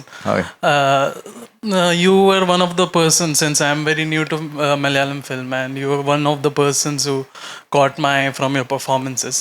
I want to talk about Kishkinda Gandam. So how much was there in the script for you, and how much did you put in to bring that character out, since there was a huge emotional arc for you? See, saying about the Kishkinda Gandam script, that was a masterpiece. That's one of the most beautiful screenplay I've ever read. Like, എനിക്ക് ആ script കൊണ്ടുവന്ന് ബാഹുൽ ആ script തരുന്ന സമയത്ത് അത് full വായിച്ചു കഴിഞ്ഞിട്ട് ഞാൻ ബാഹുലിൻ്റെ അടുത്ത് പറഞ്ഞ അതേ ഡയലോഗാണ് മലയാള സിനിമ മുഴുവൻ ആ സിനിമ കണ്ടിട്ട് പറഞ്ഞു, ഇതൊരു ക്രിസ്റ്റഫർ നോളൻ മെറ്റീരിയൽ ആണെന്നുള്ളത്. അത് ശരിക്കും ആ സ്ക്രിപ്റ്റിലുണ്ടായിരുന്നതാണ്. അതിൻ്റെ അകത്ത് എൻ്റെ കോൺട്രിബ്യൂഷൻ എന്ന് പറയുന്നത് ഞാൻ പറഞ്ഞില്ലേ, അവർ എന്നോട് ഇപ്പോൾ അതിൻ്റെ ഏറ്റവും വലിയൊരു പ്ലസ് എന്ന് പറഞ്ഞാൽ ബാഹുൽ തന്നെയാണ് അതിൻ്റെ സ്ക്രിപ്റ്റ് റൈറ്ററും DOPയും. അപ്പോൾ ബാഹുൽ എഴുതിയത് മനസ്സിൽ കണ്ട് എഴുതിയത് ക്യാമറയിലൂടെ ആദ്യം കാണുന്നത് ബാഹുലാണ്. അപ്പോൾ അതിന് എന്ത് കറക്ഷൻ വേണമെന്നുണ്ടെങ്കിലും കൃത്യമായിട്ട് ബാഹുലിന് കമ്മ്യൂണിക്കേറ്റ് ചെയ്യാൻ പറ്റിയിട്ടുണ്ട്. അപ്പം ഇറ്റ്സ് ഡെഫിനറ്റ്ലി അവരുടെ വിന്നാണത്. ഹായ് അരുൺ സുബ്രഹ്മണ്യൻ, സ്റ്റുഡൻറ് ഡയറക്ടറാണ്. First of all, big congratulations for Kishkinda Gandam, and all the very best for the upcoming projects. So, ഈ ജനറേഷനിൽ നമ്മൾ ന്യൂ ഫിലിം സ്കൂളിൽ നിന്നാണ് സിബി സാറുമായിട്ട് ഒക്കെയായിരിക്കും ഒരു 4 films അടുപ്പിച്ച് വർക്ക് ചെയ്തിട്ടുണ്ട്. So any memorable experience that you can share with us about Sibi sir? ഞാൻ സിബി സാറിനെ ആദ്യമായിട്ട് മീറ്റ് ചെയ്ത കഥ പറഞ്ഞിട്ടുണ്ടോ, കേട്ടിട്ടുണ്ടോ? അത് ഞാൻ ചങ്ങനാശ്ശേരി SD കോളേജിൽ ഷൂട്ട് ചെയ്യുന്ന ഞാൻ ബൾബ് ഷൂട്ട് ചെയ്യാൻ വേണ്ടി ചങ്ങനാശ്ശേരിയിൽ പോയ സമയത്ത് അവിടെ ഫ്ലാഷ് എന്ന് പറഞ്ഞ സിബി മലയിൽ സാറിൻ്റെ ഒരു സിനിമയുടെ ഷൂട്ട് നടക്കുന്നുണ്ട്. അപ്പം അന്ന് അതിൽ ഈ ഒരു ക്ലോക്ക് ടവർ പോലത്തെ ഒരു മേളിൽ കോളേജിൻ്റെ ഒരു റൂഫിൽ, അപ്പോൾ അവിടെ പാർവതി ഇങ്ങനെ താഴേക്ക് ചാടാൻ വേണ്ടിയൊക്കെ ഉള്ളൊരു സീനിലായിട്ട് ഇങ്ങനെ നിൽക്കുന്നു. ലാൽ സാർ അതിൻ്റെ സൈഡിൽ നിന്ന് സംസാരിക്കുന്നു. അപ്പോൾ അതിൻ്റെ ഒരു വൈറ്റ് ഷോട്ട് എടുത്തുകൊണ്ടിരിക്കുകയാണ്. അപ്പോൾ എല്ലാവരും താഴെ ഉള്ളത് ഷോട്ട് കഴിഞ്ഞ് ലാൽ സാർ മേളിൽ നിന്ന് ഇങ്ങനെ ഇറങ്ങി, ഷോട്ട് കട്ട് പറഞ്ഞു, സിബി സാർ തിരിച്ചു വന്ന് ചെയറിലിരിക്കുന്നു, ലാൽ സാർ അതിൻ്റെ ബിൽഡിങ്ങിൻ്റെ മേളിൽ നിന്ന് പയ്യെ ഇറങ്ങി നടന്നു വരുന്നുണ്ട്. അപ്പം ഞാൻ ഈ അഭിനയമോഹം ഉള്ളതുകൊണ്ട് സിബി സാറിൻ്റെ അടുത്ത് പോയിട്ടൊരു ചാൻസ് ചോദിക്കണം. അപ്പോൾ എനിക്ക് ഇന്ത്യ വിഷൻ്റെ ടാഗും കൂടെ ഉള്ളതുകൊണ്ട് കയറി ചെല്ലാൻ പറ്റുന്നൊരു ധൈര്യമുണ്ട്. അപ്പം ഞാൻ നടന്ന് ഏകദേശം സിബി സാറിൻ്റെ ഒരു ഇത്രയും അടുത്തേക്ക് എത്തുന്ന സമയത്ത് ലാൽ സാർ വന്നു. പെട്ടെന്നൊരു ഉന്തും തള്ളും ഉണ്ടായി. ഞാൻ സിബി സാറിൻ്റെ അടുത്ത് ഇത്രയും ദൂരത്തുനിന്ന് എന്നെ പിടിച്ച് തള്ളി മാറ്റി, എന്നെയല്ല അവിടെ ഇരുന്ന ഒരു ആൾക്കൂട്ടം മുഴുവൻ ക്ലിയർ ചെയ്ത് പുറത്തേക്ക് വിട്ടു. ഞങ്ങൾ അന്ന് ഈവനിങ് വരെ വെയിറ്റ് ചെയ്ത് ഷൂട്ട് പാക്കപ്പ് ആയി പോയി. സിബി സാറിന് എനിക്ക് കാണാൻ പറ്റിയില്ല.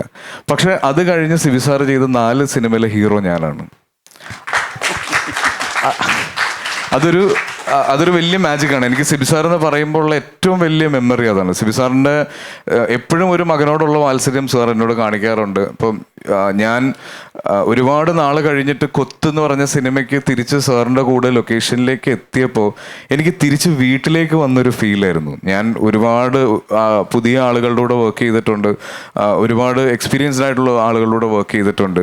അപ്പം നമ്മൾ ഒരു ലൊക്കേഷനിൽ ഡിസിപ്ലിൻ്റെ വില എന്താണെന്ന് മനസ്സിലാക്കുന്നത് അത് പെരുമാറ്റത്തിൽ മാത്രമല്ല, മൊത്തം ഫിൽം മേക്കിങ്ങിലുള്ള ഡിസിപ്ലിൻ മനസ്സിലാക്കുന്നതിൻ്റെ ഏറ്റവും വലിയ സ്കൂള് സിബി സാറാണ്.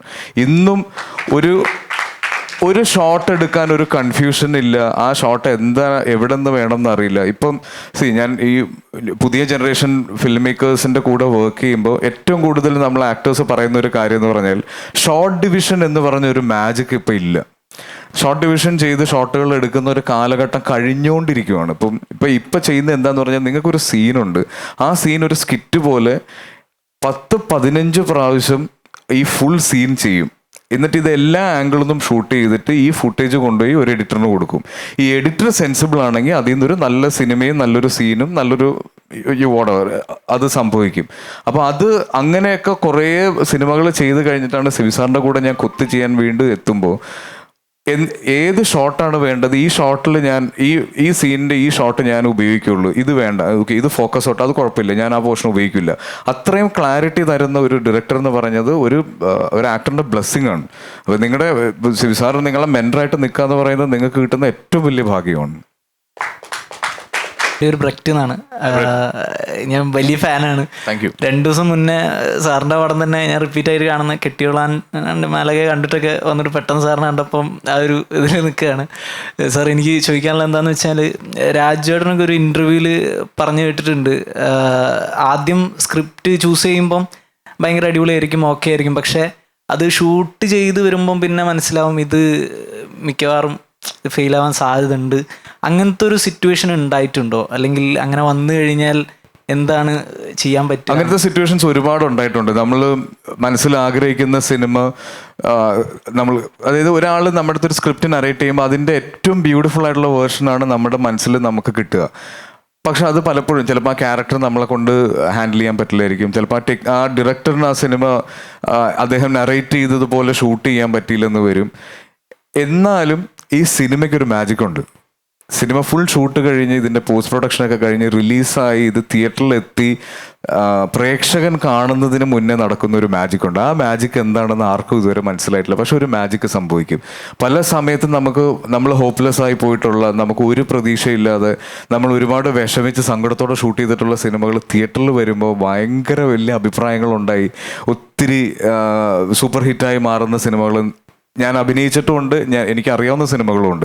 അപ്പോൾ ഒരു സ്റ്റേജിലും സിനിമയോടുള്ള ഹോപ്പ് നമുക്ക് കൈവിടാൻ പറ്റില്ല. നമ്മൾ കൊടുക്കുന്ന എഫേർട്ട് റിലീസിൻ്റെ അന്ന് ഇത് ഫസ്റ്റ് ഡേ തിയേറ്ററിൽ ഇരുന്ന് ഫസ്റ്റ് ഷോ ഓഡിയൻസിൻ്റെ കൂടെ കാണുന്നത് വരെ ഈ സിനിമ ഒരു ഗംഭീര സിനിമയായിരിക്കും എന്നുള്ള വിശ്വാസത്തിൽ തന്നെ ആയിരിക്കണം നമ്മളെല്ലാവരും, ആക്ടേഴ്സ് ആയാലും ടെക്നീഷ്യൻസ് ആയാലും ഈ സിനിമയായിട്ട് അസോസിയേറ്റ് ചെയ്യുന്ന ആരാണെങ്കിലും ആ ഒരു പോസിറ്റീവ് മൈൻഡിൽ സിനിമേനെ അപ്രോച്ച് ചെയ്യാൻ പാടുള്ളൂ. അതാണ് ഞാൻ സിനിമയെന്ന് മനസ്സിലാക്കിയ ഒരു കാര്യം. ഞാൻ വേറൊരു കാര്യം ചോദിക്കട്ടെ, നമുക്കിപ്പോൾ ലേറ്റസ്റ്റ് ആയിട്ട് ഏറ്റവും ഹിറ്റായിട്ട് ഇങ്ങനെ ഓടിക്കൊണ്ടിരിക്കുന്ന, ഹൗസ്ഫുള്ളായിട്ട് ഓടിക്കൊണ്ടിരിക്കുന്ന ഒരു സിനിമയാണ് തുടരും, ലാലേട്ടൻ്റെ. നമ്മളെല്ലാവരും ഭയങ്കരമായിട്ട് കണ്ടോ സിനിമ? ഇല്ല, കണ്ട ടിക്കറ്റ് കിട്ടിയിട്ടില്ല. ടിക്കറ്റ് കിട്ടിയില്ല. എല്ലാവർക്കും അങ്ങനെ ഒരു ഫീൽ ഇപ്പോൾ വരുന്നുണ്ട്, ടിക്കറ്റ് കിട്ടാനില്ല. അപ്പോൾ ഞാൻ ചോദിക്കട്ടെ, ശരിക്കും ലാലേട്ടൻ്റെ ഒരു കംബാക്ക് എന്നാണ് നമ്മളെല്ലാവരും മലയാള സിനിമാ പ്രേക്ഷകർ ലാലേട്ടൻ ഇങ്ങനെ അങ്ങനെ കാണണമെന്ന് ആഗ്രഹിച്ച സിനിമാ പ്രേക്ഷകരായിരുന്നു. ശരിക്കും ലാലേട്ടൻ അങ്ങനെ ഒരു കംബാക്ക്, അങ്ങനെ ഒരു ആവശ്യമുണ്ടായിരുന്നു? കംബാക്ക് എന്ന് ഒരിക്കലും പറയരുത് അദ്ദേഹത്തിനെ പറ്റിയിട്ട്. ഒരു ഓർമ്മപ്പെടുത്തൽ എന്ന് വേണമെങ്കിൽ പറയാം. അതെ, പഴയ ഒരു പഴയതെന്നല്ല, ഇതാ ലാൽ സാർ എന്ന് പറയുന്ന നടൻ ആരാണെന്നുള്ള, ഇപ്പൊ നമുക്ക് ഞാൻ സിനിമയിൽ വന്ന സമയത്ത് ഒരുപാട് പേര് പറയുന്നത് കേട്ടിട്ടുണ്ട്, ഫാൻ ഫൈറ്റ് എന്ന് പറഞ്ഞ കാര്യങ്ങളൊക്കെ നിന്നു. ഇനി ഇങ്ങനെ സിനിമയ്ക്ക് വേണ്ടിയിട്ടും താരങ്ങൾക്ക് വേണ്ടിയിട്ടൊന്നും ഫാൻ ഫൈറ്റ് ഉണ്ടാവില്ല എന്ന് പറഞ്ഞിരുന്ന ഒരു കാലത്താണ് ഞാൻ സിനിമയിൽ വരുന്നത്.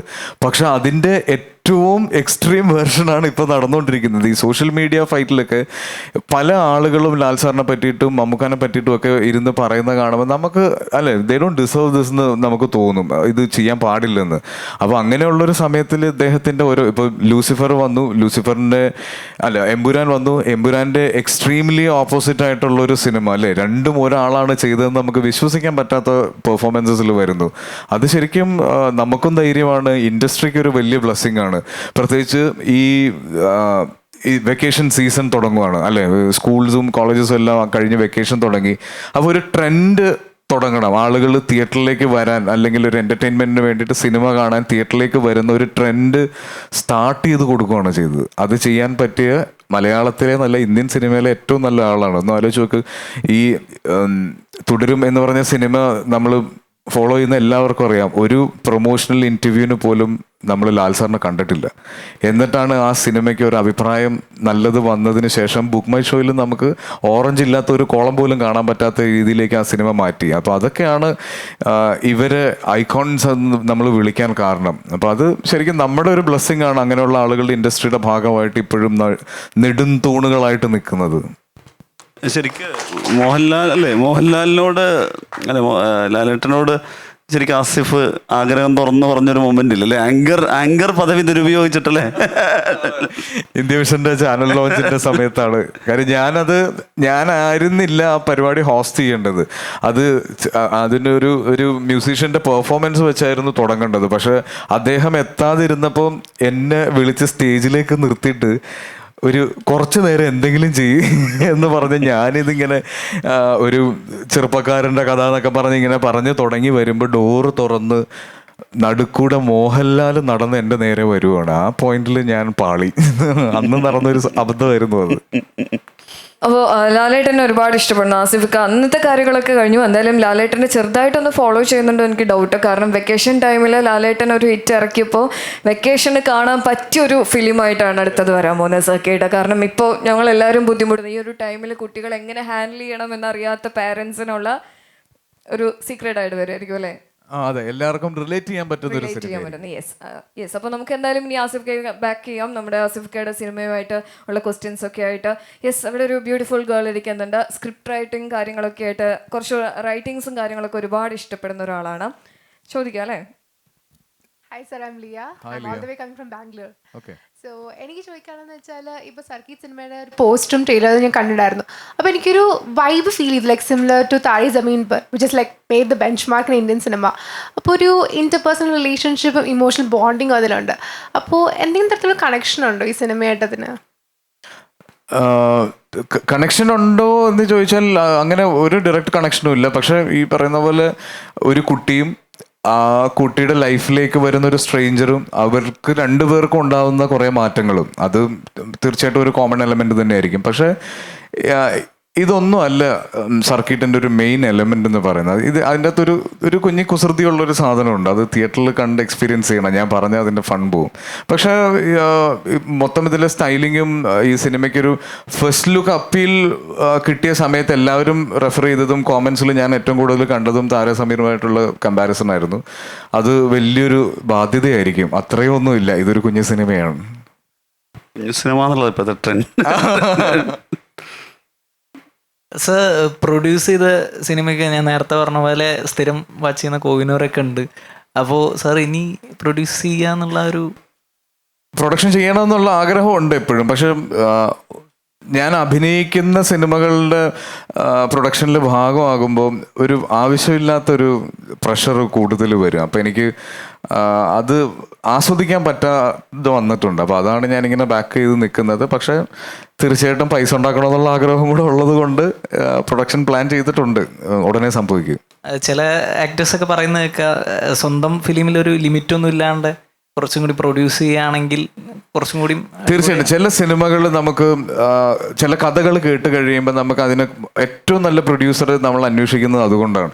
ആ സിനിമ നമ്മൾ ആഗ്രഹിച്ചതുപോലെ ഷൂട്ട് ചെയ്യാൻ പറ്റണം, അതിനൊരു ലിമിറ്റേഷൻ വെക്കരുത്. ഇപ്പം ഞങ്ങൾ ഇപ്പം ഇതിനെ പറ്റി എടുത്ത് പറയുകയാണെങ്കിൽ അജിത് വിനായക ഫിലിംസാണ് ഇതിൻ്റെ പ്രൊഡ്യൂസേഴ്സ്. അവർ ഈ മലയാളം സിനിമ കണ്ട ഏറ്റവും നല്ല പ്രൊഡ്യൂസേഴ്സിൽ ഒരാളാണ്. അവർ സ്പെൻഡ് ചെയ്യുന്ന പോലെ എനിക്ക് തോന്നുന്നില്ല ഒരു സിനിമയ്ക്ക് വേണ്ടിയിട്ട് ഒരു നിർമ്മാതാവും സ്പെൻഡ് ചെയ്യുമെന്ന്.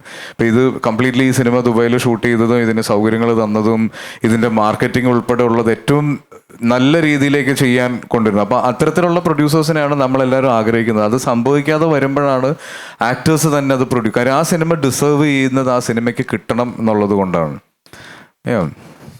ആസിഫ്ക്ക ഇവിടെ ഒരു ഡിഫറെൻ്റ് ആയിട്ടുള്ള ഒരു പേഴ്സൺ ഉണ്ട് കേട്ടോ. പല മേഖലകളിലൂടെ കടന്നു വന്ന സിനിമയെ ആരാധിക്കുന്നവരുണ്ടല്ലോ കൂട്ടത്തിൽ. അപ്പോൾ അങ്ങനെയുള്ള ഒരാളാണ് മുസ്തഫ. ഓക്കെ, ഇപ്പോൾ ഡോക്ടറായിട്ട് ഇരുന്ന ആളായിരുന്നു. ഇപ്പോൾ സിനിമാ മേഖലയോടുള്ള ഒരു ഇഷ്ടം കൊണ്ട് അദ്ദേഹം പഠിക്കാനായിട്ട് ന്യൂയോർക്കിലേക്ക് എത്തിച്ചേർന്നിരിക്കുകയാണ്. കമോൺ. ഹലോ സർ, എൻ്റെ പേര് മുസ്തഫ. ഡയറക്ഷൻ കോഴ്സിനാണ്. സോ മെഡിസിൻ കംപ്ലീറ്റ് ചെയ്തു? മെഡിസിൻ കംപ്ലീറ്റ് ചെയ്തു. ഇന്റേൺഷിപ്പ് കംപ്ലീറ്റ് ആക്കിയിട്ടില്ല. ഞാൻ ഇങ്ങോട്ട് പോകുന്നതാണ്. കുറേ എഞ്ചിനീയേഴ്സ് ഉണ്ട് മലയാള സിനിമയിൽ, ഒരു ഡോക്ടറും കൂടെ വരട്ടെ. Okay sir. സാറൊക്കെ എന്തായാലും വരാൻ സാധ്യത ഉണ്ടല്ലോ. സാർ, എൻ്റെ ക്വസ്റ്റ്യൻ എന്താണെന്ന് വെച്ചാൽ, സാറ് പല ഫിലിമിൽ പല കഥാപാത്രങ്ങൾ ചെയ്യുമ്പോൾ സാറിൻ്റെ ഒരു പേഴ്സണാലിറ്റിയും പിന്നെ അതിൻ്റെ ഒരു രീതി മാറും. ഫോർ എക്സാമ്പിൾ ലെവൽ ക്രോസ് ആയാലും ഒരു എൻറ്റയർലി ഡിഫറെൻറ്റ് പേഴ്സണാലിറ്റി ആയിട്ടാണ് കാണിക്കുന്നത്. അതേപോലെ ആഡിയോസ് അമിഗോസിലാണെങ്കിൽ അത് വേറെ പേഴ്സണാലിറ്റി. കിഷ്കിന്ദ കാന്തത്തിലാണെങ്കിൽ ഫസ്റ്റ് തൊട്ടേ കാണിക്കുന്നുണ്ട്, അതായത് സാറ് ടെൻഷൻ ഫീൽ ചെയ്യുന്നുണ്ട്. അപ്പോൾ തന്നെ ഓഡിയൻസിനൊരു എന്തോ അപാകത ഉണ്ടെന്ന് ആ ഒരു പ്രസൻറ്റേഷൻ സാറ് ചെയ്യുന്നുണ്ടല്ലോ. അത് ഡയറക്ടേഴ്സ് സാറിനോട് എങ്ങനെയാണ് അത് കൺവേ ചെയ്യുന്നത്? അതോ സാറിൻ്റെ ഒരു ഇതിരുന്നാണോ? ലൈക്ക് കൃത്യമായിട്ട് ഡയറക്ടേഴ്സ് ഇതിനെ ഫീഡ് ചെയ്യും. എനിക്ക് കിട്ടുക ഞാനത് ചോദിച്ചു മേടിക്കും. കാര്യം എനിക്ക് ഒരുപാട് സംശയങ്ങൾ ചോദിക്കുന്ന ഒരു ആക്ടറാണ് ഞാൻ. അപ്പോൾ ആ സംശയങ്ങളെല്ലാം പറഞ്ഞു തരണം ഡയറക്ടേഴ്സിന്. അതാണ് ഞാനത് ഏറ്റവും മിനിമമായിട്ട് ഞാൻ ചെയ്യുന്നൊരു കാര്യം അതാണ്.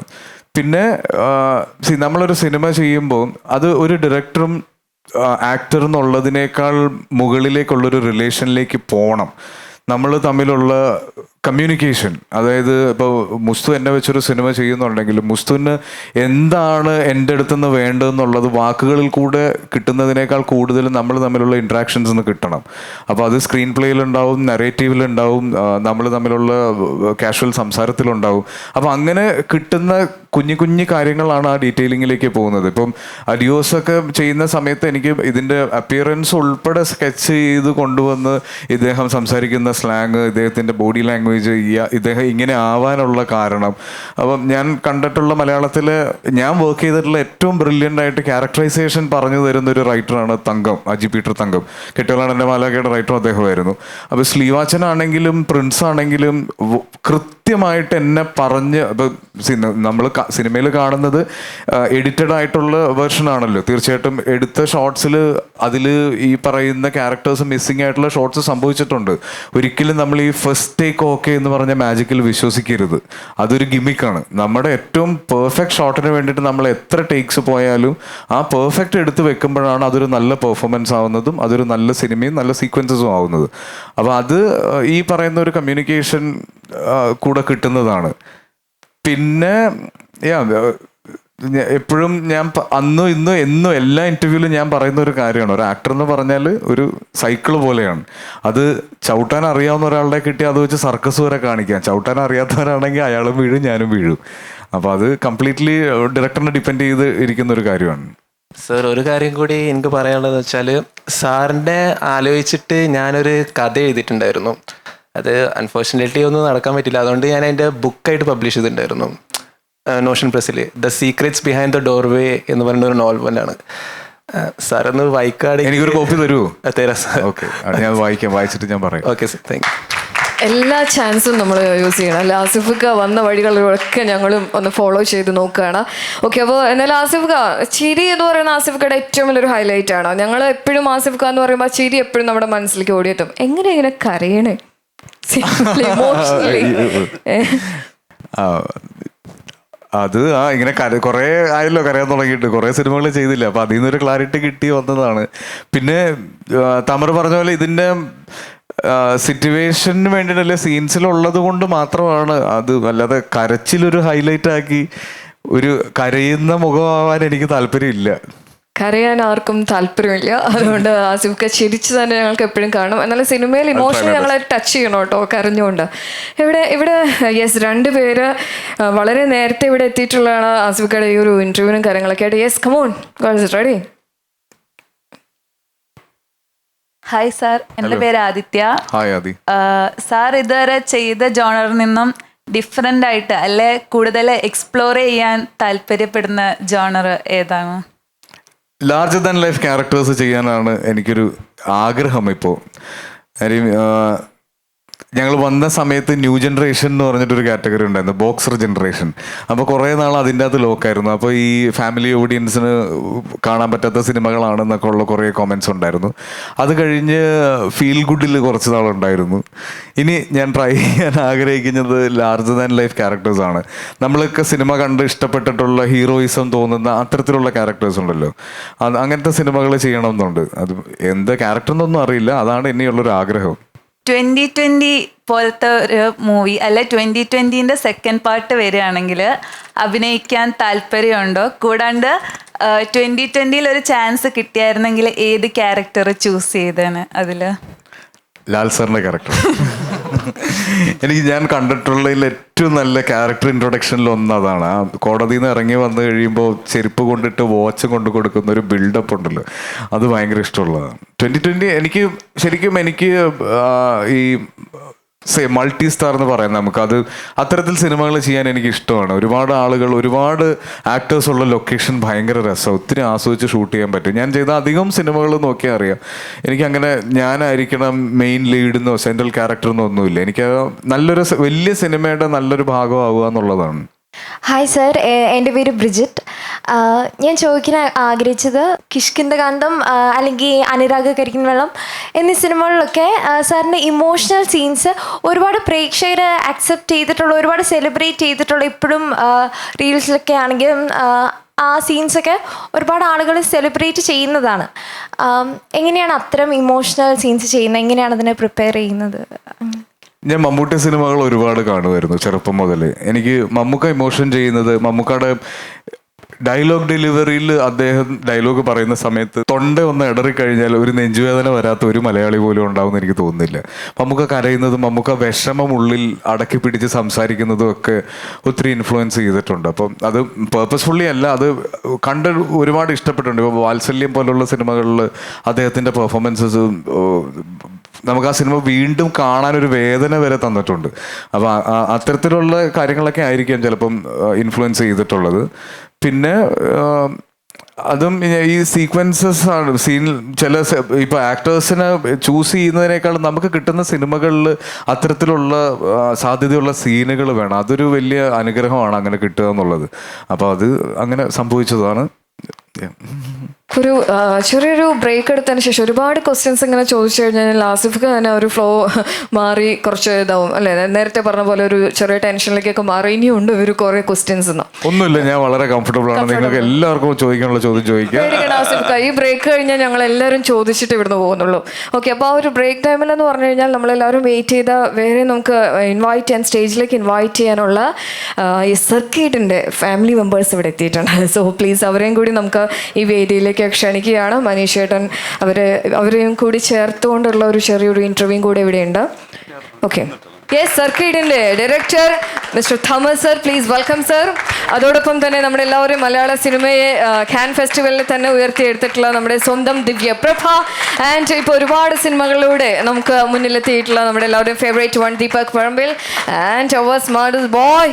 യെസ്, ഇത്രയും നേരം ആസിഫക്ക ഈ കുഞ്ഞു മിടുക്കനെ കുറിച്ചാണ് പറഞ്ഞുകൊണ്ടിരുന്നത് ഈ സിനിമയിലുടനീളം സർക്കിട്ടിനെ കുറിച്ച് പറയുമ്പോൾ.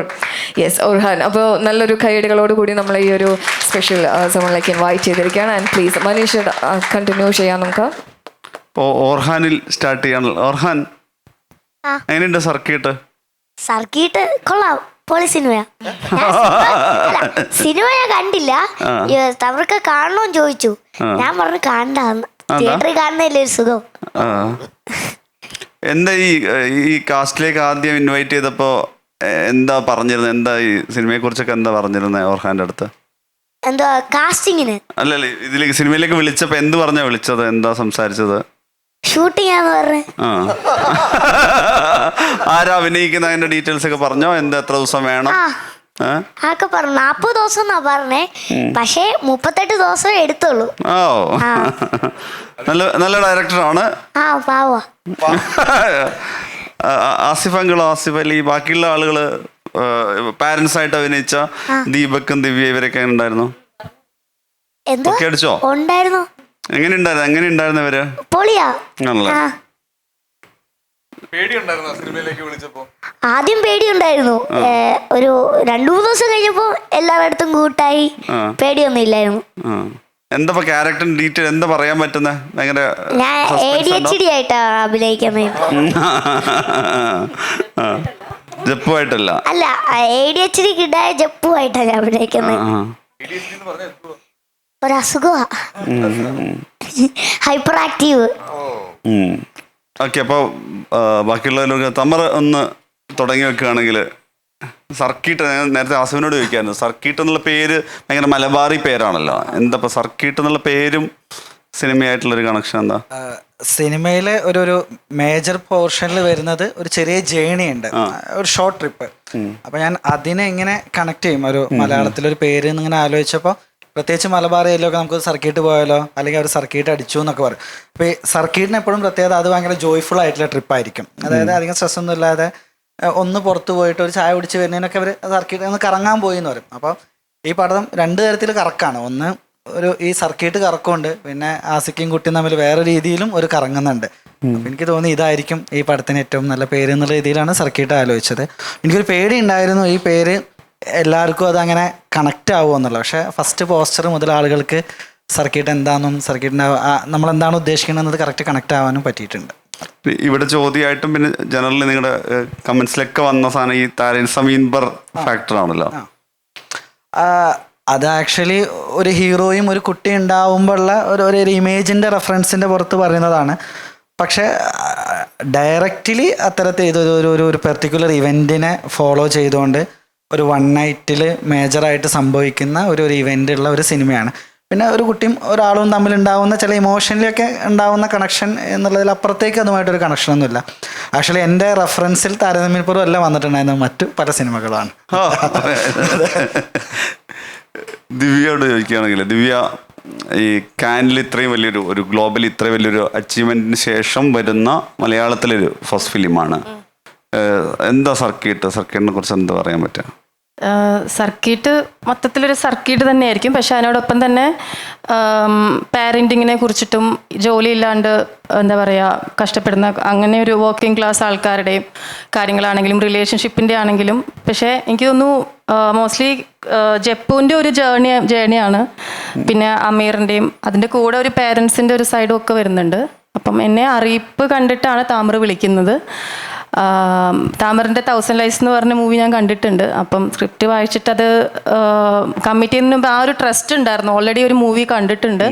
പിന്നെ ഞാൻ ആദ്യമായിട്ടാണ് ഇത്രയും ഒരു കുട്ടിയുടെ അമ്മയായിട്ടുള്ള അങ്ങനത്തെ ഒരു ടൈപ്പ് റോള് ചെയ്യുന്നത്. അപ്പോൾ ഒരു പെർഫോമൻസ് സ്പേസും ആക്ച്വലി ഉണ്ട് മൂവിയിൽ. അപ്പം അങ്ങനെയാണ് അത് കമ്മിറ്റ് ചെയ്യുന്നത്. ദീപക്കിനുണ്ട്, ദീപക്ക് മറ്റേ 200 crore വണ്ടർ കോടിക്കുളത്തിന് വേണ്ട 100-150 എത്ര വേണ്ടല്ലേ നമ്മുടെ പ്രഡിക്റ്റ് ചെയ്യേണ്ട എത്രയാണെന്നല്ലേ? എത്ര വേണ്ടെന്ന് വെച്ചാൽ കൊടുക്കാം, അത് പറഞ്ഞാൽ മതി. ഇല്ല നല്ല ഓക്കെ, ഇല്ല നല്ല സിനിമകളുടെ ഭാഗമാകാൻ പറ്റുന്നുണ്ട്. പാരന്റ് ക്യാരക്ടർ ആയിട്ട് അതെയാണോ? ഇല്ല, ഞാൻ കഴിഞ്ഞ 100 കോടി പടത്തിൽ ശരിയാ. ശരിയാ, വിട്ടുപോയതാ. കണക്ക് വെച്ചിട്ട് പിടിക്കാൻ പറ്റൂല്ലേ? അങ്ങനെയുള്ളൂ. 250, 100, 150. ഓക്കെ. ഇല്ല, കാരണം നല്ല സിനിമകൾ ഇപ്പൊ ഇത് 8-ാം തീയതി റിലീസ് കഴിഞ്ഞിട്ടാണ് ഇത് ആൾക്കാർ എത്രത്തോളം 100 ആണോ 50 ആണോ 20 ആണോ 10 ആണോ എന്നൊക്കെ പറയാൻ പറ്റും. പക്ഷെ നല്ല സിനിമയാണ് എന്നുള്ളത് 100% ഉറപ്പാണ്. അപ്പൊ അതിലൊരു ക്യാരക്ടർ ചെയ്യാൻ പറ്റിയത് എന്റെ ഭയങ്കര ഭാഗ്യമായിട്ട് കാണുന്നു. അങ്ങനെ കുറച്ച് നല്ല സിനിമകൾ വരുന്നുണ്ട്. അത് കുറെ കാലം കഷ്ടപ്പെട്ടതിന് അല്ലെങ്കിൽ കുറെ കാലമായിട്ട് സിനിമയിൽ നിൽക്കുന്നതിന്റെ ഗുണമായിട്ട് തോന്നുന്നുണ്ട്. ഔട്ടായി പോയിട്ടില്ലല്ലോ, ഇപ്പോഴും ഉണ്ടല്ലോ, അതുകൊണ്ട് സമാധാനം. ഓർഹാനെ കുറിച്ച് ആരും കാര്യമായിട്ട് പറഞ്ഞില്ല കേട്ടോ. ഇവരാരും ഇവനെ കുറിച്ച് രാവിലെ മുതൽ വൈകുന്നേരം വരെ നമ്മൾ പറഞ്ഞുകൊണ്ടിരിക്കുക.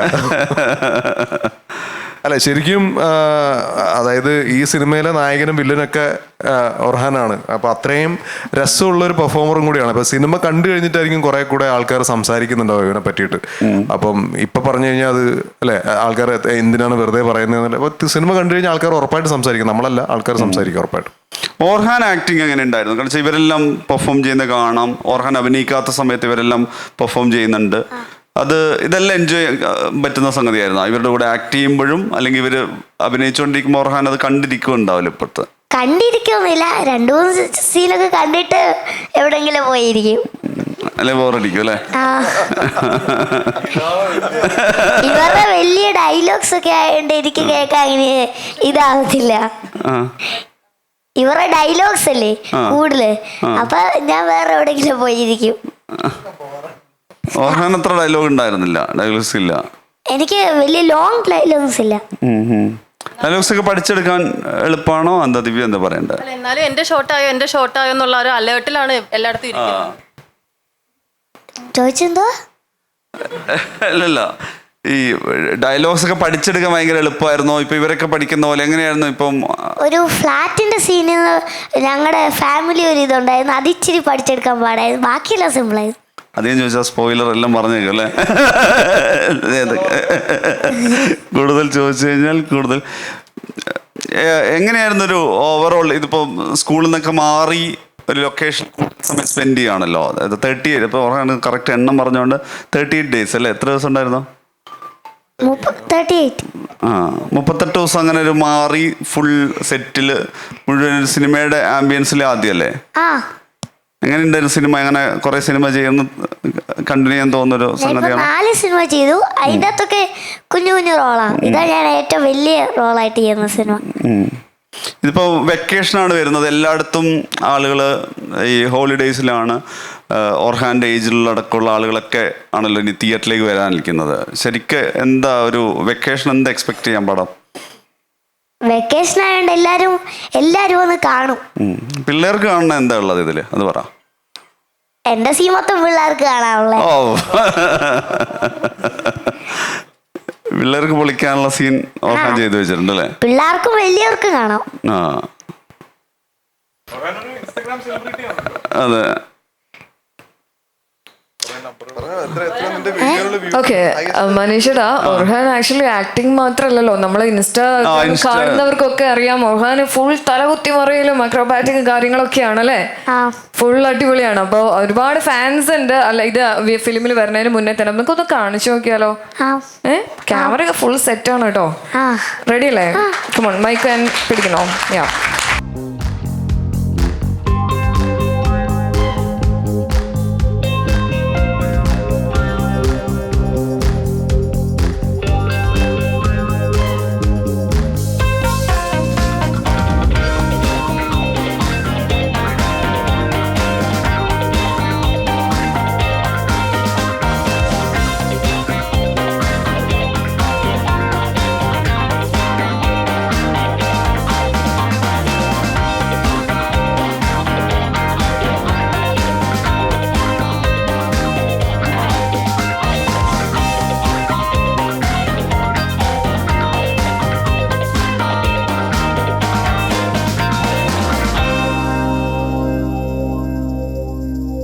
അപ്പോൾ അങ്ങനെ ഒരുപാട് വെയിറ്റ് ചെയ്ത് ഞങ്ങൾക്കൊക്കെ ഒരു സർപ്രൈസ് ആയിരുന്നു. ഇങ്ങനെ ഒരു ഇതിന് വന്നു കഴിഞ്ഞിട്ടാണെങ്കിൽ പോലും ചെയ്യാൻ പറയുമ്പോൾ ഭയങ്കര സ്മാർട്ടായിട്ട് അത് അങ്ങോട്ട് ചെയ്യാണ്. നോ പറയില്ല ഞങ്ങളല്ലേ, ഇല്ല. ഓക്കെ, അപ്പോൾ എന്തായാലും ഒരുപാട് മൈക്ക് എപ്പോഴും ആവശ്യമാണ്. മൈക്ക് തന്നില്ല മാഡം. ഇത് മനീഷേടൻ പിന്നെയും ഒരുപാട് ക്വസ്റ്റ്യൻസ് ഒക്കെ നമുക്ക് ഇനി ഒർഹാൻ്റെ അടുത്ത് ചോദിക്കാനുണ്ടെന്നുണ്ടെങ്കിൽ നമ്മുടെ ഓഡിയൻസ് കുട്ടികളോട് നിങ്ങൾക്ക് ഒരു സർക്കിട്ട് മൂവി വരുന്നതിന് മുന്നേ ആയിട്ട് എല്ലാവരും ഇവിടെ ഉണ്ട്. അപ്പോൾ നമ്മളാണ് ഏറ്റവും ഇന്ന് ലക്കായിട്ടുള്ള ആൾക്കാരല്ലോ. കാരണം അവർ വരുന്നതിന് മുന്നേ, മൂവി എത്തുന്നതിന് മുന്നേ നമുക്ക് എല്ലാവർക്കും ലൈവായിട്ട് അറിയാൻ പറ്റുന്ന കുറേ കാര്യങ്ങളുണ്ട്. സോ പ്ലീസ്, ആരാണ് സ്റ്റാർട്ട് ചെയ്യുന്നത്? ഹായ് സർ, തോമ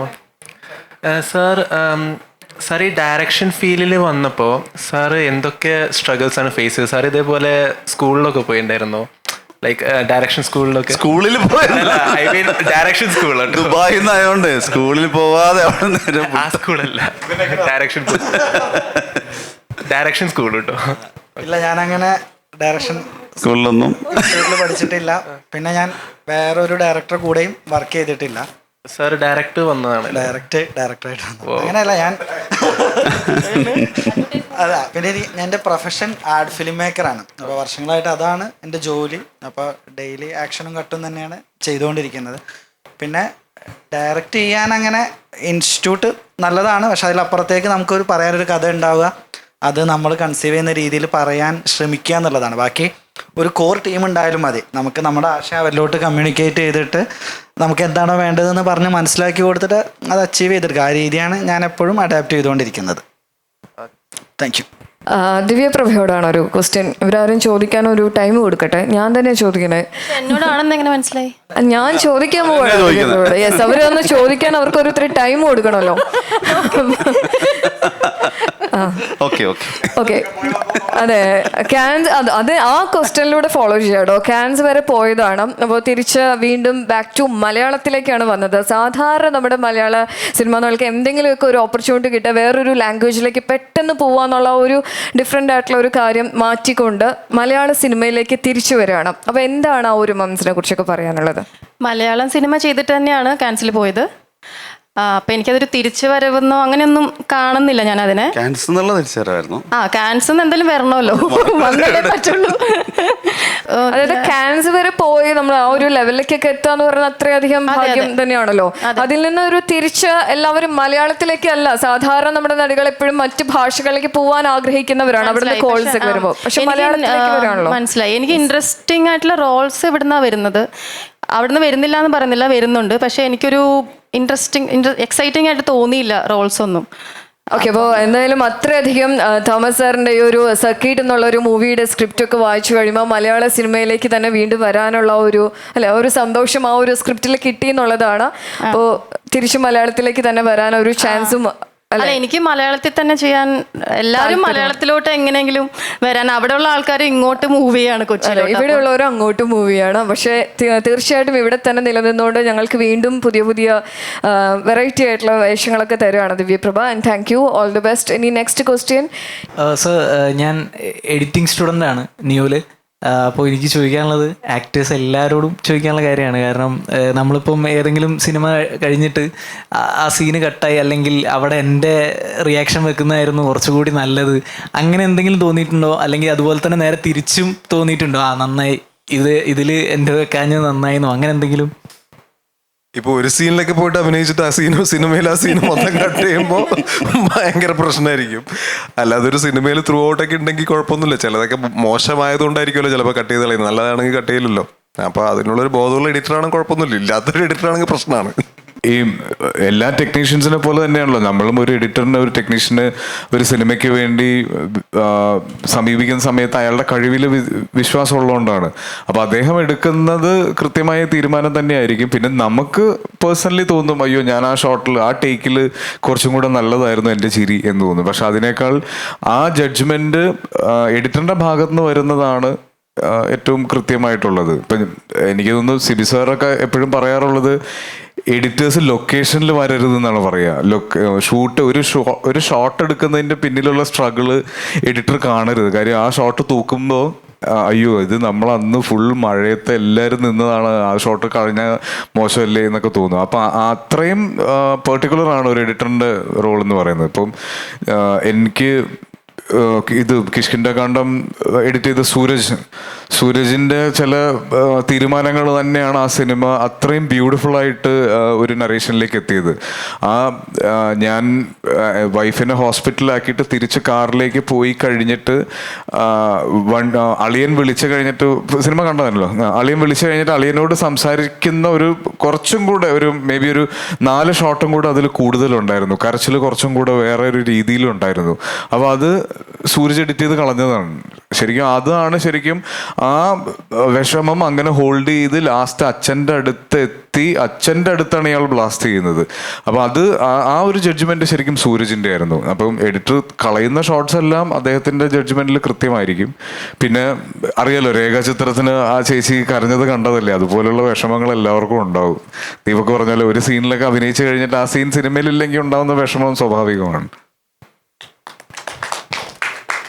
എനിക്ക് പേഴ്സണലി അങ്ങനെ ഒരു എക്സ്പീരിയൻസ് ഇല്ല, പക്ഷേ അങ്ങനെ സംഭവിച്ചാൽ തന്നെ ഞാൻ കാണുന്നത് ഫിലിം മേക്കറിനൊരു വിഷൻ ഉണ്ടല്ലോ, അത് സ്റ്റോറി പരമായിട്ട്. അതിപ്പം പല കാരണങ്ങൾ കൊണ്ട് കട്ട് ചെയ്യാം. അത് ചിലപ്പം സ്റ്റോറിയിൽ ചിലപ്പം അയാൾക്ക് ആ ഒരു ഭാഗം അല്ലെങ്കിൽ ആ ഒരു സംഭവം വേണ്ടായിരിക്കും. അതിപ്പോൾ ആക്ടേഴ്സിൻ്റെ സൈഡിൽ നിന്ന് പെർഫോമൻസ് വൈസ് ആലോചിക്കുമ്പോഴും ആ ഒരു ഇമോഷൻ ചിലപ്പോൾ വേണ്ടായിരിക്കും.